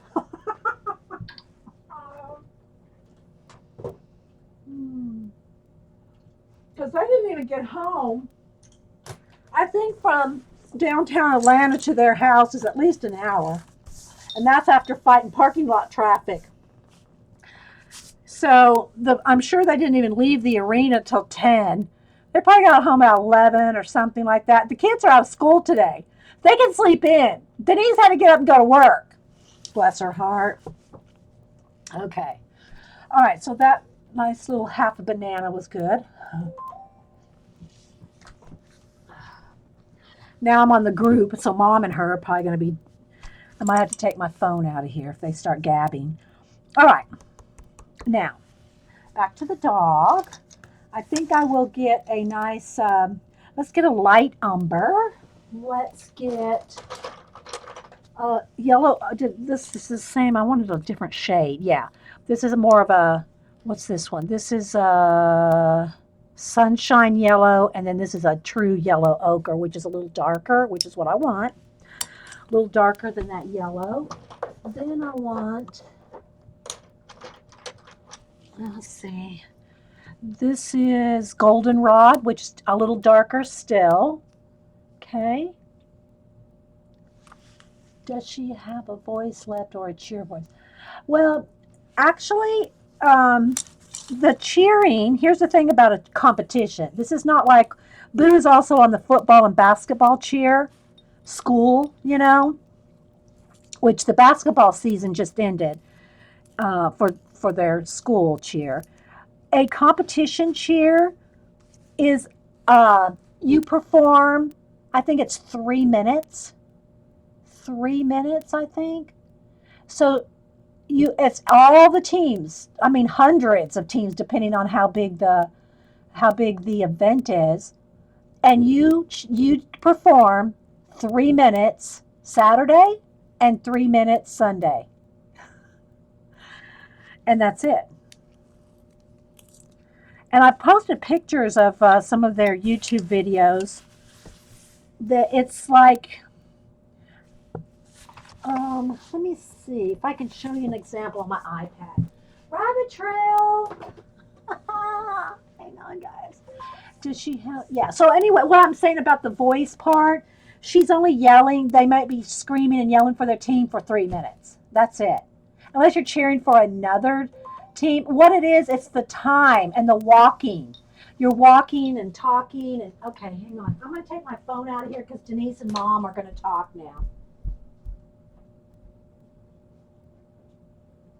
I'm on their group message, so when they're gabbing with each other, I'm involved. Okay, so hang on. Let me show. I'll just go to Twitter and show you a 10-second something. Just so y'all, if you're not familiar with it, let me see. Let me go to home. I need to take a break anyway until I get my coffee. All right, let me go search. Let me just look up cheer sport or cheer updates. I just want to find a video is what I'm looking for. Of any team. Just so y'all can kind of see. Now, cheer sport, let me go to cheer updates. I think that will be. I'm trying to see who's got the most videos to show you a video or two.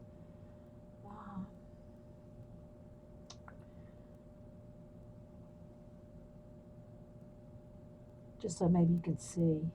Because if I don't show it on the iPad, you won't be able to see what kind of stuff they do.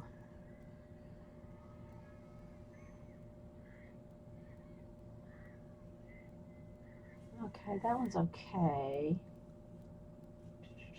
All right, hang on, guys. Wait for it. Wait for it.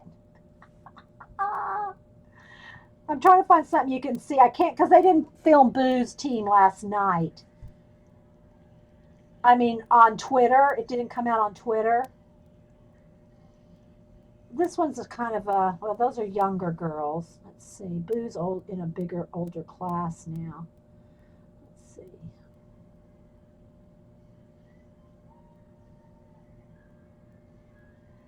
Patience. I'm going to find y'all a good, clear video to show. All right, this one might be a good one. Okay, yeah. All right. Hang on, guys. Let me turn so you can see it. All right, so let me crank up the volume. Hang on.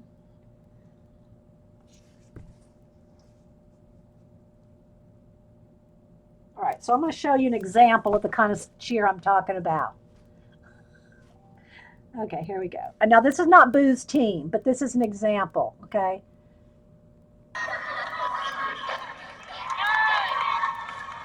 Oh, wait, good grief. I didn't have my lock on. Hang on. All right, let's try it again. Without a...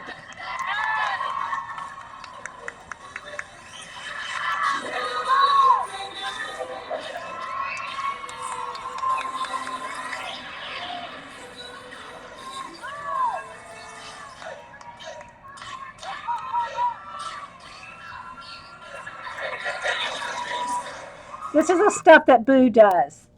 Like that. And she's a flyer. That means she's one of the ones that they throw up in the air. Oh, I'm trying to find a couple of good examples for you. Yeah, this is my break, guys. I'm taking a break to get my coffee. All right, one more. Here. Let's see if this...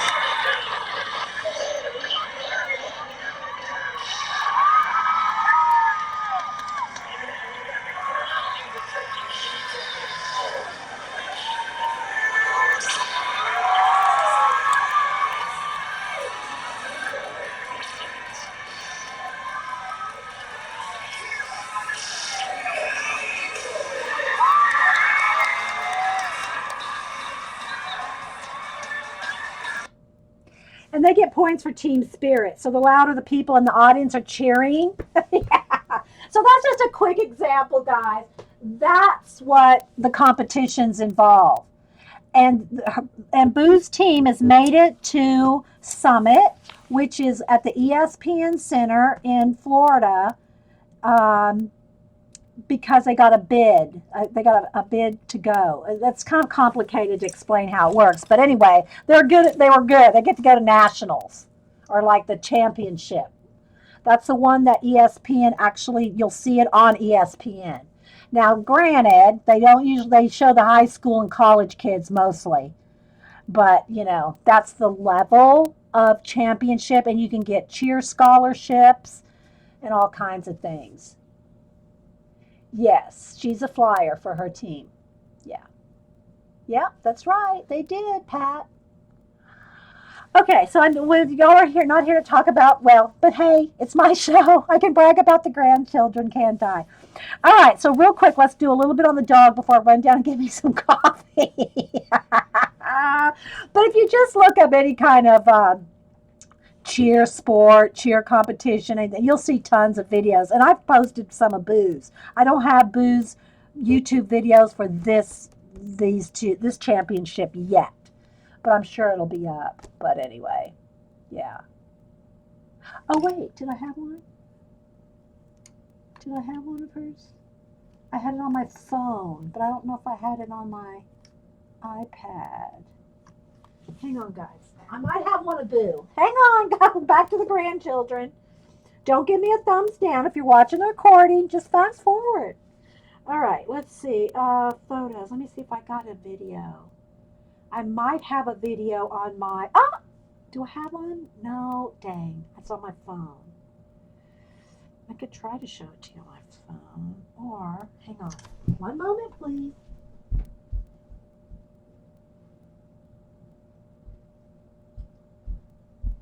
I could make y'all watch me clean my room instead, so hey. All right, let me go to my... I'm going to email it to my... I didn't cloud these videos, so it's not on my iPad and my iPhone. Jean would have a fit. Jean go, why isn't it clouded? Let me find my pictures here. Photos, videos. Ah, here we go. Now we're cooking. I could probably try to show it on my phone, but it'll probably flash out. Let's see. This one. Yeah, let me, hang on. Let me mail. Let me mail this to myself on my iPad. Hang on. It's a different thing, so. Okay. You are allowed to spend some grandma brag time. That's right, Orla. Okay, so it should be sending my video in a second. Get with it. Okay, I'm getting with it. My cloud filled up, Gene. I have to delete stuff because I won't pay for extra cloud space. All right, let's see if it came through yet. All right, let's go to my mail. I filled my cloud up. I got on my phone, I have, let's see, under pictures. There it went. Okay, it's sent. In my photos, Gene, let's see, albums. I have 2,200 pictures on my phone, not including other like selfies, videos, screenshots, and Instagram. I probably have like 2,400. And then on my iPad, I probably have that many too, even though I have downloaded them. See, I'm real good about saving everything. So then I'll download it to my computer. Then I'll put it on a flash drive, and then I'll also put it on a external hard drive. So I have my pictures in 1, 2, 3, probably 5 places. If I don't print them, I make sure they're everywhere. Yeah, it does kind of make her foot look funny, doesn't it? I'm not sure if these might be some kind of really boosted up. They're not like just flat tennis shoes. They might be almost like heels, you know. Remember, this is a fashion book. Okay, I'm not done, guys. Hang on. Someone's gonna throw some shade. Where's Paul? At me for doing this. But hey, let me I want to show my granddaughter. All right, here we go. All right, here it is. Let me download this. 30 seconds, people. It's 30 seconds. Yeah, like wedges. Yeah, that's it, Pat. Like wedges. All right, so let's see here. All right, here we go. Now we're talking. All right, so this is Boo. All right. So I think this is Boo right here. That's Boo right there. Whichever one ends up being the flyer right here. When you see some flyer, it's either this girl or this girl. I can't tell from the back yet. But this was Boo's last. Let me get the camera and my face out of there. There we go. All right, so here we go. This is Boo's.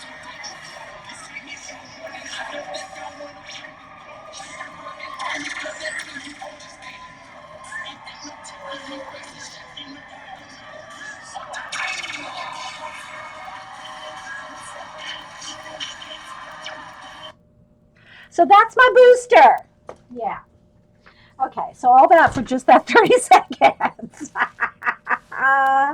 Okay. All right. I'm back on task now. You had a commercial, Pat? Oh my gosh, I'll have to show it again. So let me do a little color, Pat, and then we'll go back to the granddaughter. All right, so now I'm going to take the yellow ochre. I think it's the yellow ochre, goldenrod. I'm going to take goldenrod and start putting a little bit of shadow. You can try to see a little bit. You know, again, it's a light coat. Light coat. That way you can get lots of layers.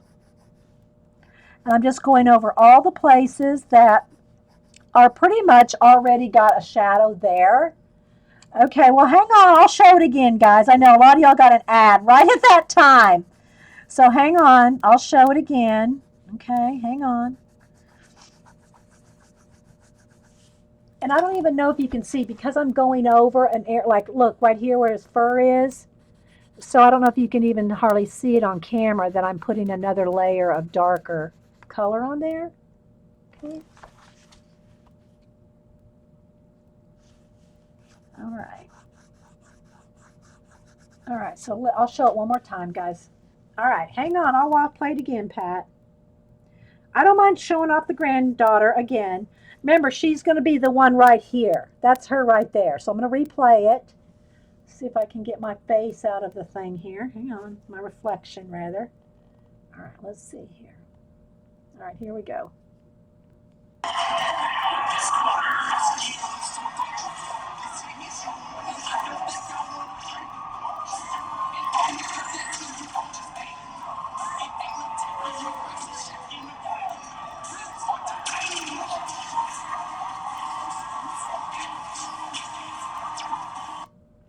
So yeah, that I actually took that video. That's one of my videos that I took on my phone.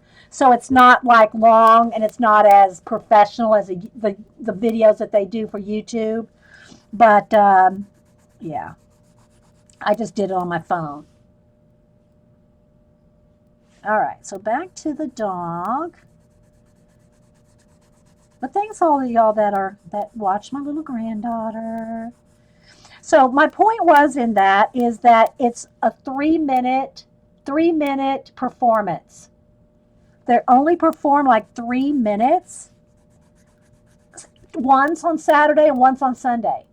If it's a 2 day competition, and what they usually do is day one counts as either 25 or 50%, depending on the competition, and then the second day will count as either 75 or 50, depending on the competition.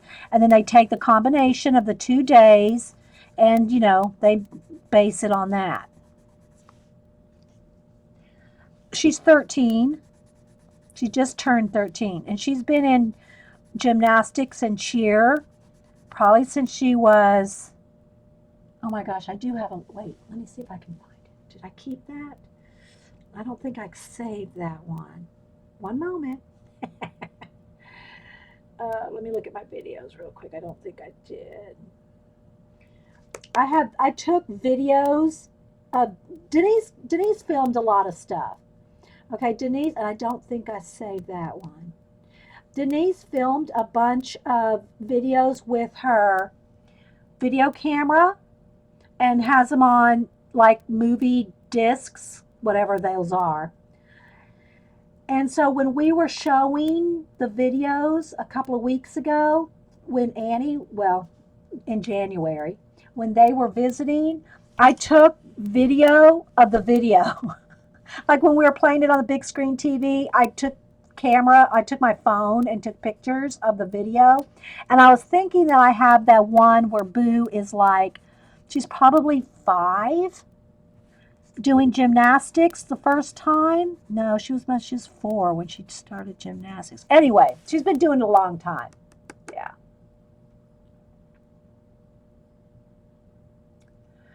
Yeah, now they get more and more complicated in their routines. And again, this is competition cheer. When they have school cheer, like she's a football cheerleader and a basketball cheerleader at her school, they don't do all those throws. They don't throw them up in the air like that. That's only, and they're trained that at their gym. It's a professional cheer gym that you pay for. I mean, cheer is expensive. Just saying. It's just like if your kid was in football or if your kid was in gymnastics and they go to gyms for those things, you pay. Yeah.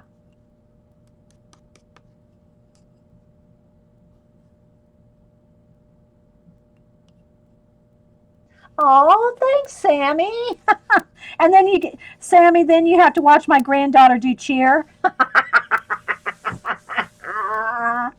That's just a little rabbit trail. We don't take as many rabbit trails as we used to, I don't think. I don't know.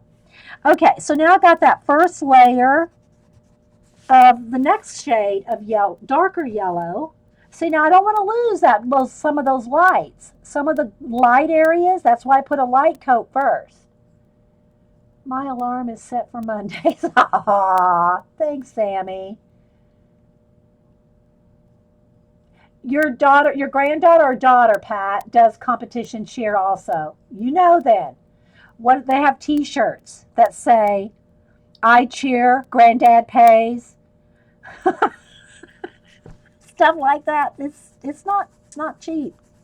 Just saying. But I mean, it is a sport. It is a sport. You saw they're doing flips and backflips and gymnastics, and it is a sport. And what is it? Another one of their sayings is, Cheer's not a sport? Meet me on the mat. And she also, her one of her coaches, I think she's still a coach, her daughter and son are on Boo's cheer gym, and her name is Angel. And she now goes, she's in the LA, I think she's in the, I forget the names, guys, so don't quote me. But her name is Angel, and she's like one of the most famous. Let me see if I can, hang on, we gotta find Angel. You have to see Angel. Hang on. She's all over YouTube. Hang on, let's see. One moment. Let's see.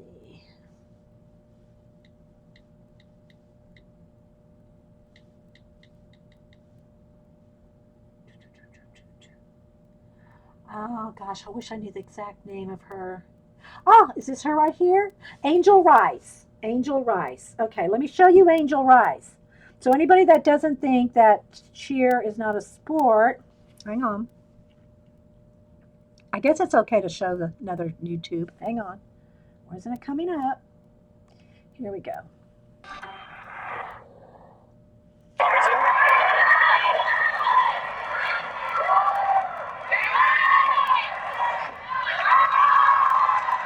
This is Angel Rice.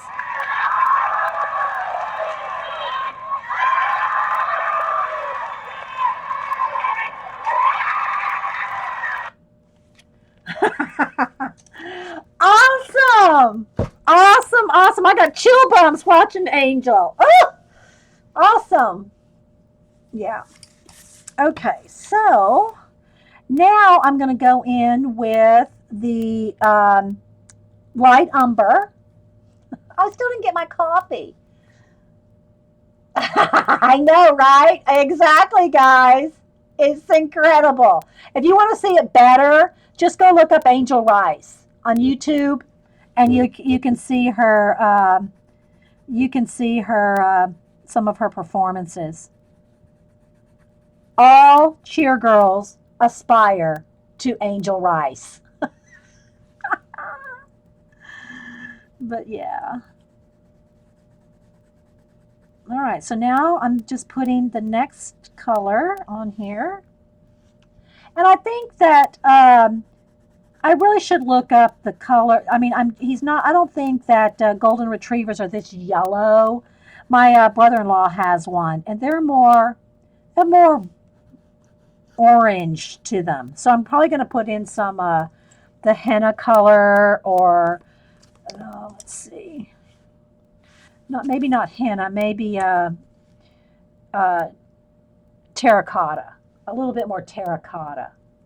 Oh, this color is light umber. Light umber. It's our third color, I think.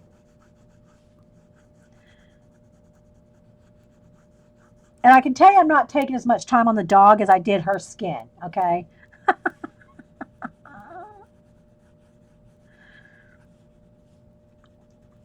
Let's get a little shadow under his feet. So anyway, that is what, and I told y'all when Boo, I think she turned on her 12th birthday. She's 13, and maybe it was her 11th birthday. Was it her 11th birthday? I think it was her 11th birthday. Yeah, it had to be her 11th. She wanted to redo her room, and so, repaint it and new bedding and, just redecorate her room. Well, we were all helping her. We were buying different parts. This was her birthday present when I think she turned 11. And she said, I want to take out all my toys out of my room. She didn't want to get rid of them. She wanted to put them in the attic. Her American Girl dolls, all her toys. She goes, I want to become a professional cheerleader. And so I just don't have time for that anymore. And it was out of the blue. Out of the blue.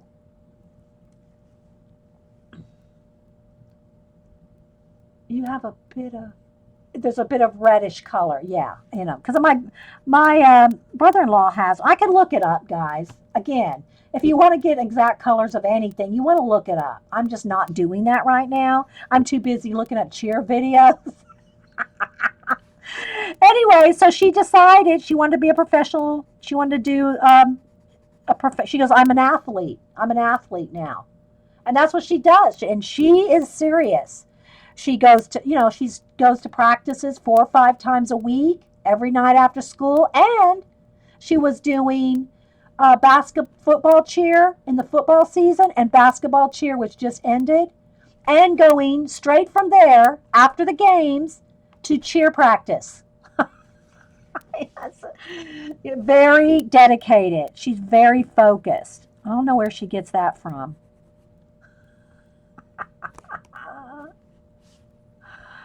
Okay, so now I've got a little bit more shadow with the umber. Now I think I will just put like a coat of like sienna, or burnt orange. What did I say I was going to use? Burnt ochre.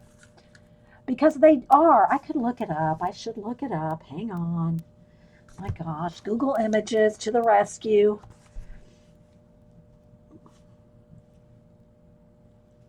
Okay. Google Images. Let's look up. What is it? A Cocker Spaniel? What did we say it was? A Cocker Spaniel? A Golden Retriever? I forgot what we said it was now. Yeah, Sammy, you said your son played football and got a 5-year scholarship. I know.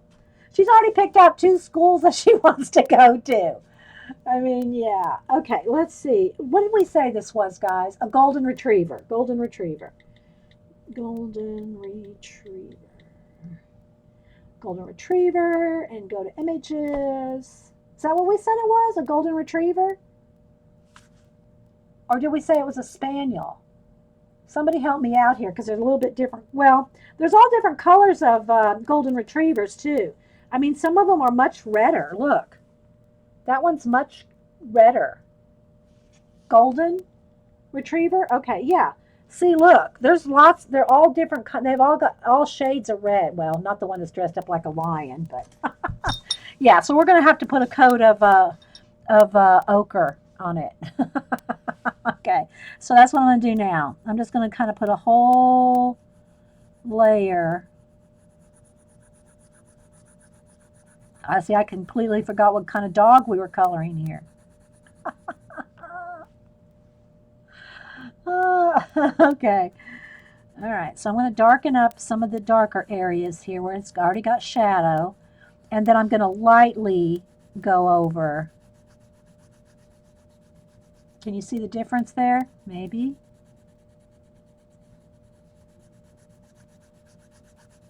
And you can get very detailed, and every little hair in here you can start picking out. Okay? Depends on how much time you want to spend. Again, I don't usually spend this much time on a color book page. So I'm just going to put a nice even coat. Then I'll go back again with a cream color and kind of blend it in. But first, let's get the orange tint to it. Yeah. Yes, burnt ochre. I think that's what it said. Yeah, burnt ochre, number 943. Are you coloring along, Terry?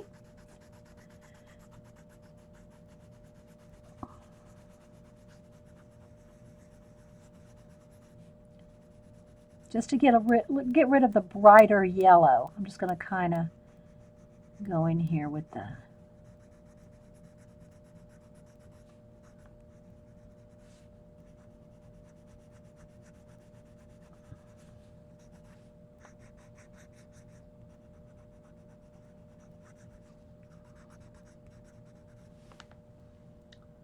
Oh, question. Sammy, Dee, I watched the day when you opened the parallel pen. If you have more than one, put another color in one. Oh, put another. Yeah, that's my Lisa pen. My parallel pen is my Lisa pen. Put another color and touch the tips together. The one on the bottom sucks up the color from the other, and it bleeds.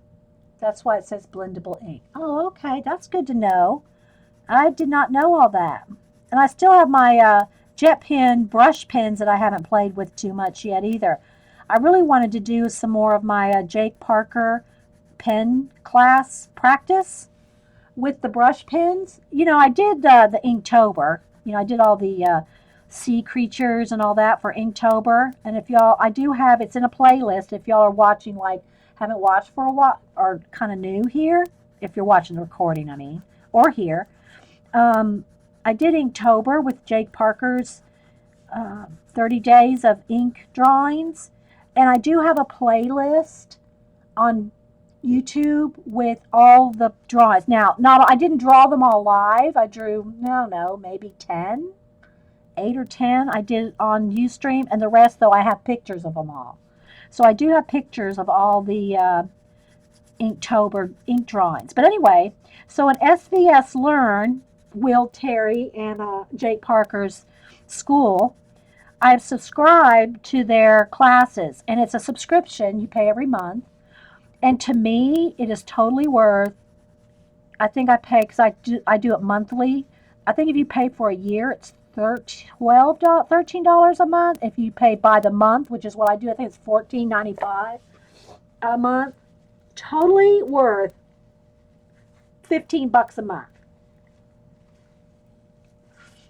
I'm using Prismacolors, hon. Yeah, I'm using Prismacolors. Okay, Sammy. I'm still recording. I'm over 2 hours on this one. I'm going to at least finish the dog. You know, it does take you can see how long it takes to do blending and shading. All right, so now I've got that kind of a orangey red tint to him.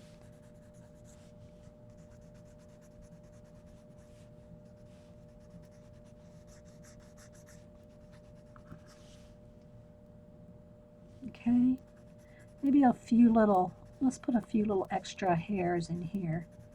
Just a little bit of extra. Give them a little bit more dimension with a few more hairs.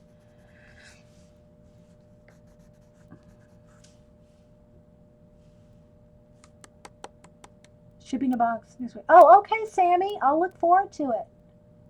Yeah, Terry's keeping up with the colors. Goldenrod, light umber, burnt ochre. Yeah. Yeah, I think we used yellow ochre too. Okay, so we used goldenrod. Then we did, or no, wait. Is that right? First we had the yellow, the bright, I think this was light, what is it called? Wait. It's when they have them printed in gold on yellow. I can't see it. Can't see it. Yeah, okay. Yellow ochre, and then goldenrod. Then we did some light umber. Now we're going over the whole thing with burnt ochre to put a red tint to it, because these were too yellow, and everybody's telling me that they are really more, and I looked it up, and they're more red. They're all Prismacolor. Yeah, Prismacolor, Lily. Prismacolor, yeah.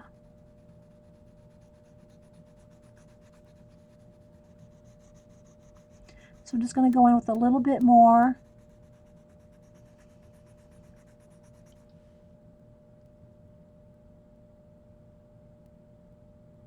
You too, Sandy. Thanks for stopping in.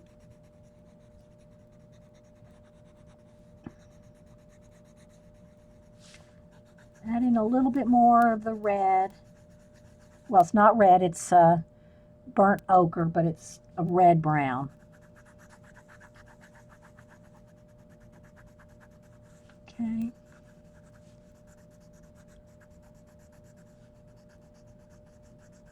And again, I'm not spending as much time on the dog as I did on her. But you can kind of see, I think.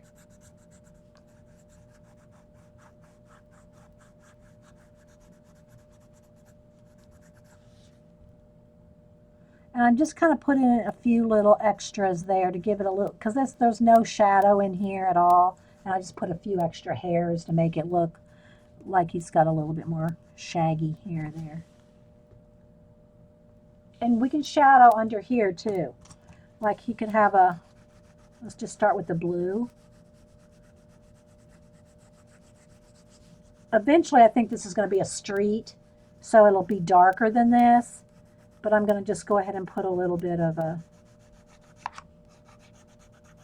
set him down on the ground like that, okay? So he doesn't look like he's floating.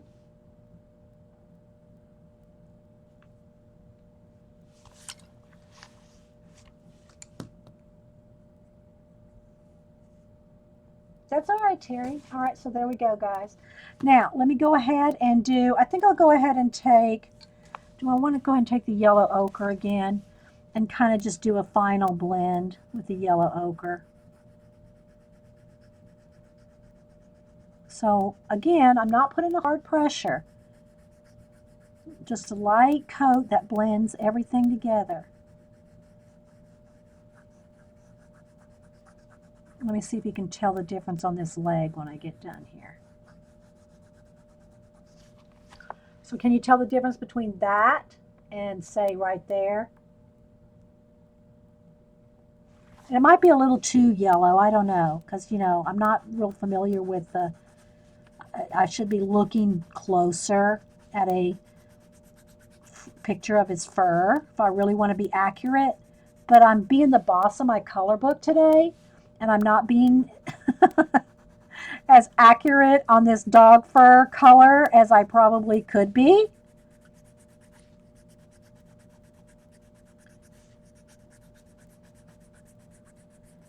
All right, I definitely need to go get some coffee. And I think I want to move on to a different something. And I'm not going to work, the only time I'm going to work on this page is here. It might take us a few more times to finish it up, but I don't want to do 4 shows in a row of just this particular page.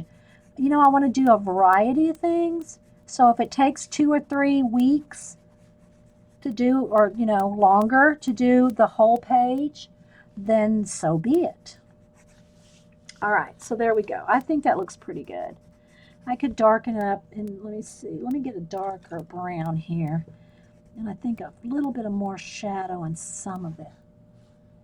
Like underneath here, it's going to probably be a little darker. Around his toes, do a little more blending.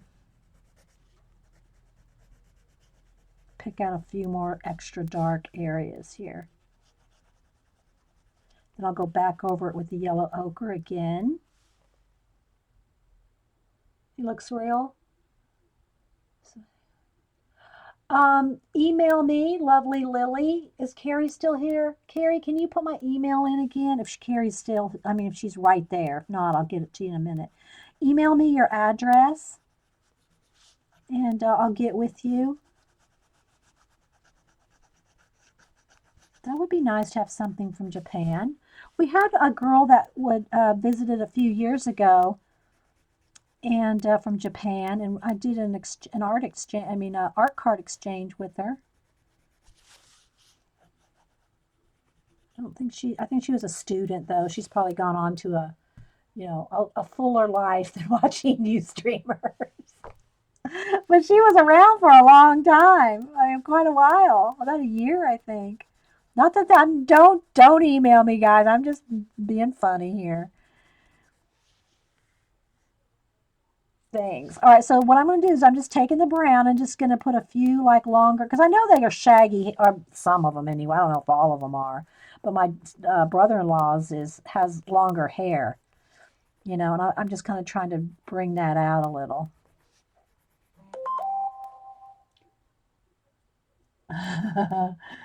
Okay, that's my other daughter in LA talking. She's probably on break. Well, let's see, what time is it there? 9, 10, 11, 12, 9:30. Yeah. I'll have to get with her. She's messaging me something that we're talking about. So, okay.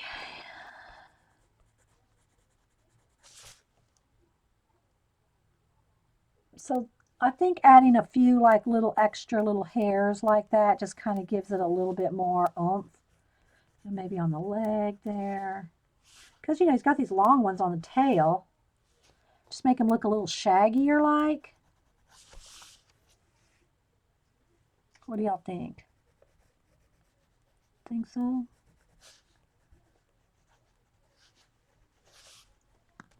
And then again, if I want to blend it out, those darker areas, I'm just going to make another coat of the yellow ochre over that to kind of just blend in any areas that I see need more blending.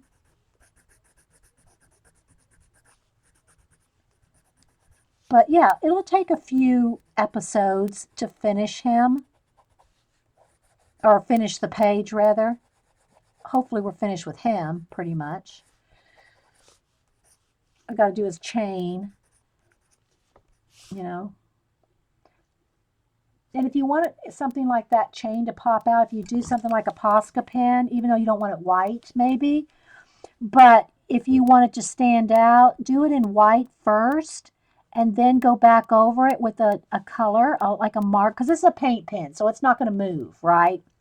Once it dries, it's like permanent. So now what I can do after doing the little chain in white is when it's dry, then I can take another color and go over it.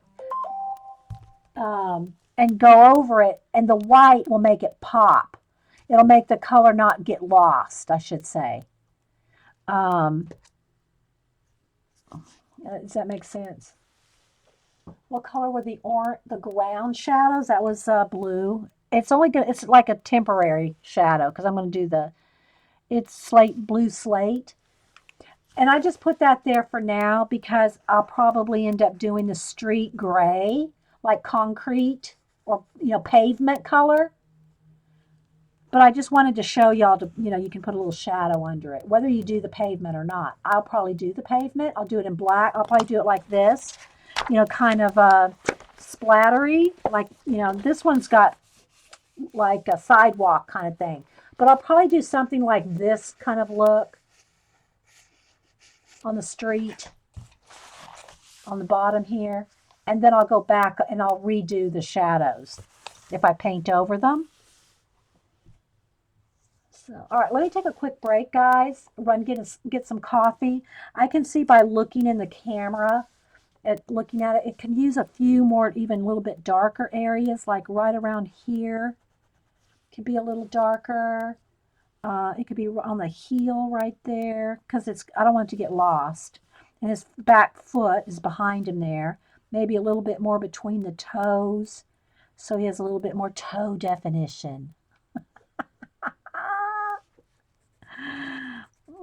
So I could see adding just a little bit more, you know, a little more dark contrast to make him pop.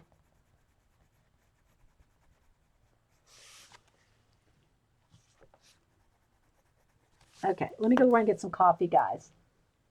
All right, I'll be right back.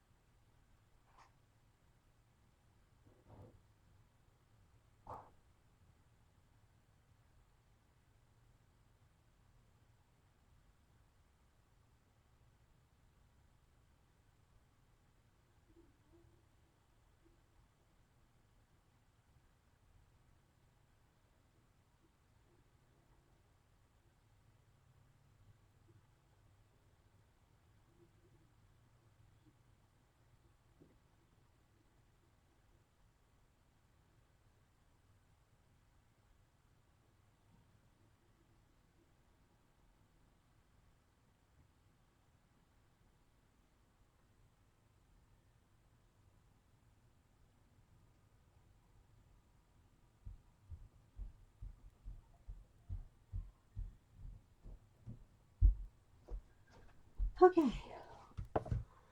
Oh, I needed that. I needed that nice hot coffee in my Debbie Boring cup. Okay, so what do y'all think?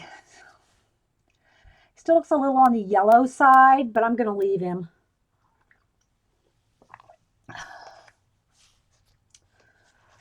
I think I'm going to leave him. So thanks everyone for being here. I think we're going to stop on this page for now because I'm just taking my time with it. Had requests for that. So you can see how long it takes.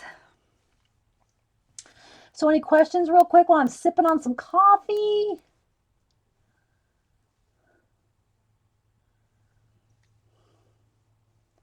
Ooh, Eileen made a notebook from playing cards. Ooh, I gotta see that later. Did you do like a barb one or a different kind, Eileen?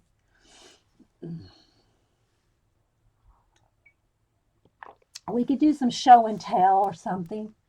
I don't think I've ever made a book out of playing cards. I've made ATCs out of them. All right, let me go and back up my camera. Okay, let's go ahead and get the light focused again. I think we're pretty good. That looks pretty focused. Let's try it in a little bit. Let's brighten it up.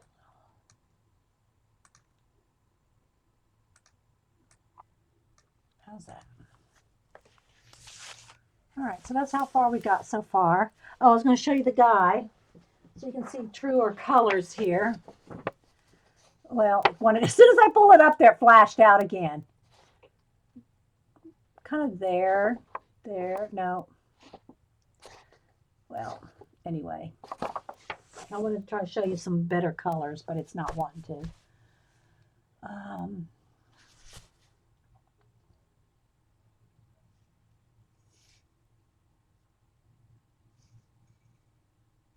Thanks, Paula. And doing it slow, you can see how much detail you can put in your color book pages, but you don't have to put that much in it. You know, I'll show you the other ones that I've done or are working on in here. This one's finished. Okay, and I've already talked about it and showed them. And again, it's kind of wanting to flash out. I might have turned my bright up too far for clarity. There. That's true color right there. So there's her. And this one I'm done except for the scooter and some cloud. I want to do her in like a fog. So there's this girl. And then there's the one we're working on. I think that's all I've done in this book. But it's just so much cool fashions and faces and skin you can work on. But I'm really liking her so far. Oh, lost the light again. Sorry, guys. It's either too dark or too light. There we go. So we have any questions or anything? So anything else y'all want to see? If y'all want me to do anything else, I'm going to have to start a new recording. Because we're already at 2.5 hours. So in 2.5 hours, we finished the skin, did her shirt, and did the dog. And watched cheer videos.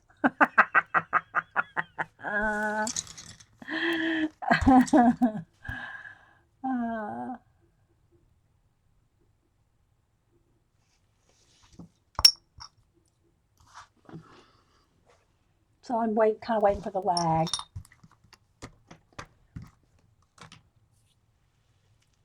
Everybody's talking about where in Canada they live. I know some of y'all were talking about having a Canadian retreat in the fall because Patty, Tolly Parrish, and Paula are having a Maryland retreat again. That one, I think, is this going to be the third time or the second time? Anyway, they're having a retreat in Maryland, and some of the Canadian girls aren't able to go, so I think they're going to have a separate Canadian retreat. So good. Sorry, it's just really wanting to make me have a nice tan. I don't know. Maybe I need to. I think my chat's froze, guys. So yeah, let's check here. All right, sorry guys, my chat froze a second. Let me see. Scrolling, scrolling. Got the colors. Not that. Scroll that. Carrie's distressing a cool deck that she got damask on.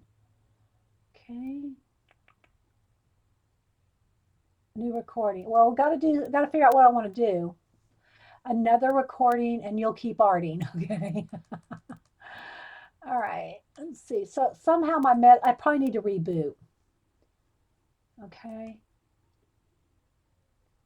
Yeah, I'll have to reboot because I think I'm getting a little sloggish there. Cut some of those, but oh no, that's good. We could cut some of those butterflies out, and I still haven't finished Goldilocks and the 30 Bears. Maybe we'll do that. No, I'm not. Orla, poster is a 6 to 8 hour process just in itself. Hang on. Hey, it's still streaming. Can I call you back? Thank you. Bye. Yeah, poster is. I will show my other poster that the last one, collage. Now it's not an animal one. It's just the collage poster. I can show that, but yeah, I could cut some of those butterflies up. How long does a page like this usually take from beginning to end? Well, we've worked 6 hours or close to five. We've probably worked at least 5 hours just on this. We did 3 hours today and at least 2 hours before. So, but again, let me say this again, because you hadn't been here when I've done some of the other color book pages, Lily. I don't usually spend this much time on a color book page. I'll do a lot of acrylic washes or acrylic painting in the background and things like that that make it go faster. But I've had a couple people say, well, can you just do a color book page from start to finish just using pencils? Well, I can, but it's going to take a few weeks to show everybody, not you, but to show everybody how long it takes to color like this in just pencil. Now, I might go ahead and do the background paint, the black background, like dark blue or sky blue. I don't know yet. And do that in color, in paint to make that faster. But yeah, it does take a long time if you're just doing color pencil. But in my color book world, I don't just do pencil. Yeah. So I don't just do pencil.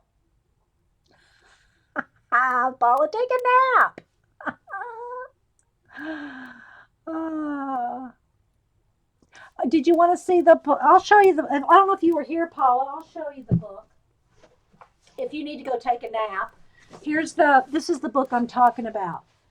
Coloring Butterflies. I just got this one over the weekend. And what it does, it has a cream color page with the butterflies colored already.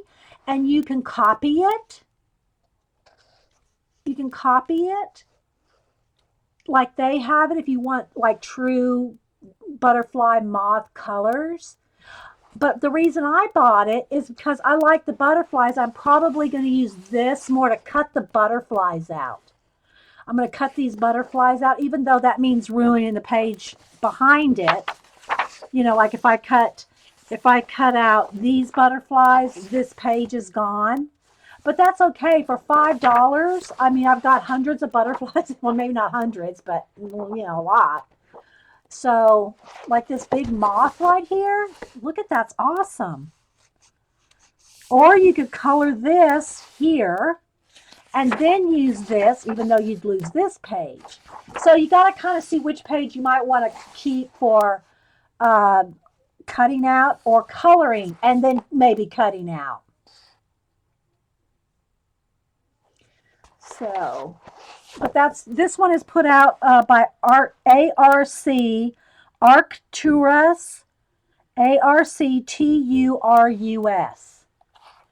And is this the same one that somebody was talking about? There's birds. I forgot who it was saying earlier. There's a bird one like this too. I did not see the bird one. You need to go to chapters. And again, Paula, I can see Paula using this as a art journal in itself. Because Paula uses some color books as the art journal itself. You know, I will cut things out and put those in my art journal, but I've not used a full color book as an art journal in itself. And Paula's done that. It's awesome. How strong of a color is left? Okay, Orla's asking me, okay, your color wash. Well, I water it down to almost this. I got this at Books A Million, Judy, wee hootie. You want to leave enough if you're going to, all right, if you're going to do this, like this is sky, is solid black. The black is solid black, not watered down acrylic paint. But if you want to do a wash of a color, you want to do it thin enough that you can still see through it. And I have videos on that, Orla. Yeah, I have videos on color washing. You have the bird and the garden books. Give them both away on streams. You bought 3 of each set. Oh, and then same for this one. Okay, so this black sky is solid black acrylic paint, and this is a gray wash and a brown and blue wash, splattered and then shaded with color pencil. Now the other one that I have, the garden one, Paula, that I think is like yours, is not by the same people. It is, let me see.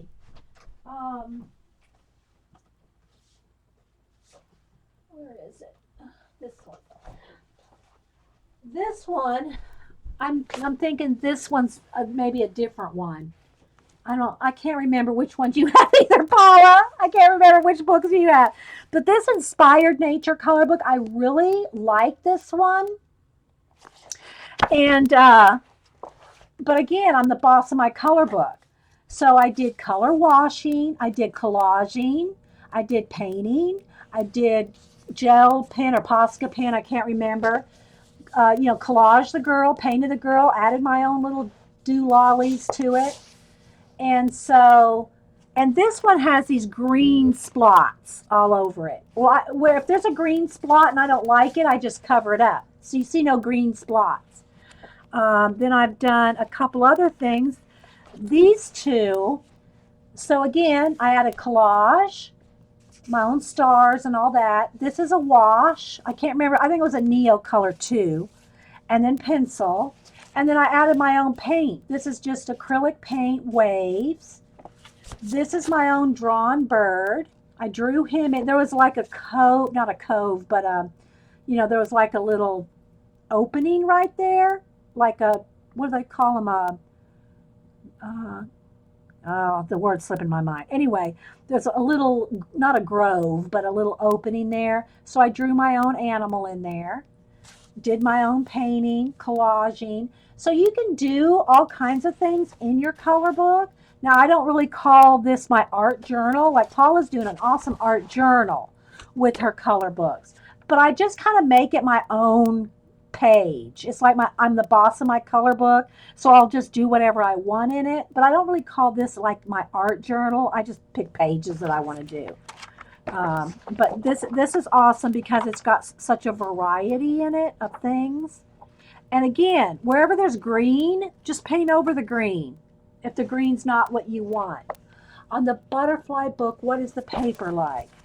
It's thin, and this makes it look like a different paper because it's yellow. It's like a cream background, but it's the same kind of paper. It's paper.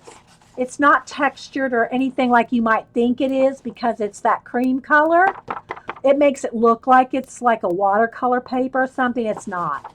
It's because the other side's white. See, it's just that it's like toned or whatever. So we don't have a range, you know. Thanks. Thanks, guys. So anyway, yeah, we could cut something out of this. Again, I don't mind even cutting things out of this.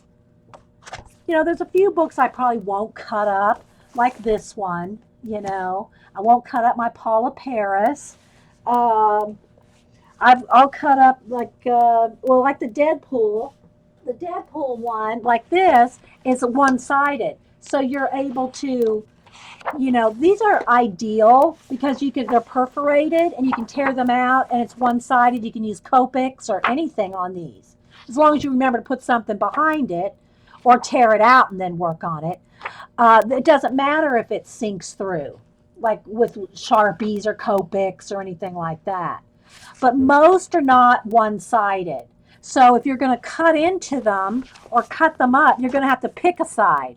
You're going to either have to pick this or this if you want to cut them up. So I don't mind cutting up most of them, but I have a few I won't cut up. And then some of the other ones, if you haven't seen, let me just show you real quick. A couple of the other pages that I've done in other books, and then I'll have to start a new video to do an art journal page. The Time Chamber. I've done a couple in here. I've done this double page spread. This is probably the most time I personally, other than on a stream, because I take a long time on my streams for y'all, you know, talking and chatting and, you know, whatnot. But this page took me the longest because of the intricacy of the negative space. The background, getting in black behind all these circles, that took quite a while. So I probably spent more time on this page than most times. Okay, and then this one is almost done. I got to finish the wood color of the pagoda. I haven't decided what color to do that yet. I think that's all in this one. Yeah. Then in the Lost Ocean, I've done this one. And again, this did not take that long.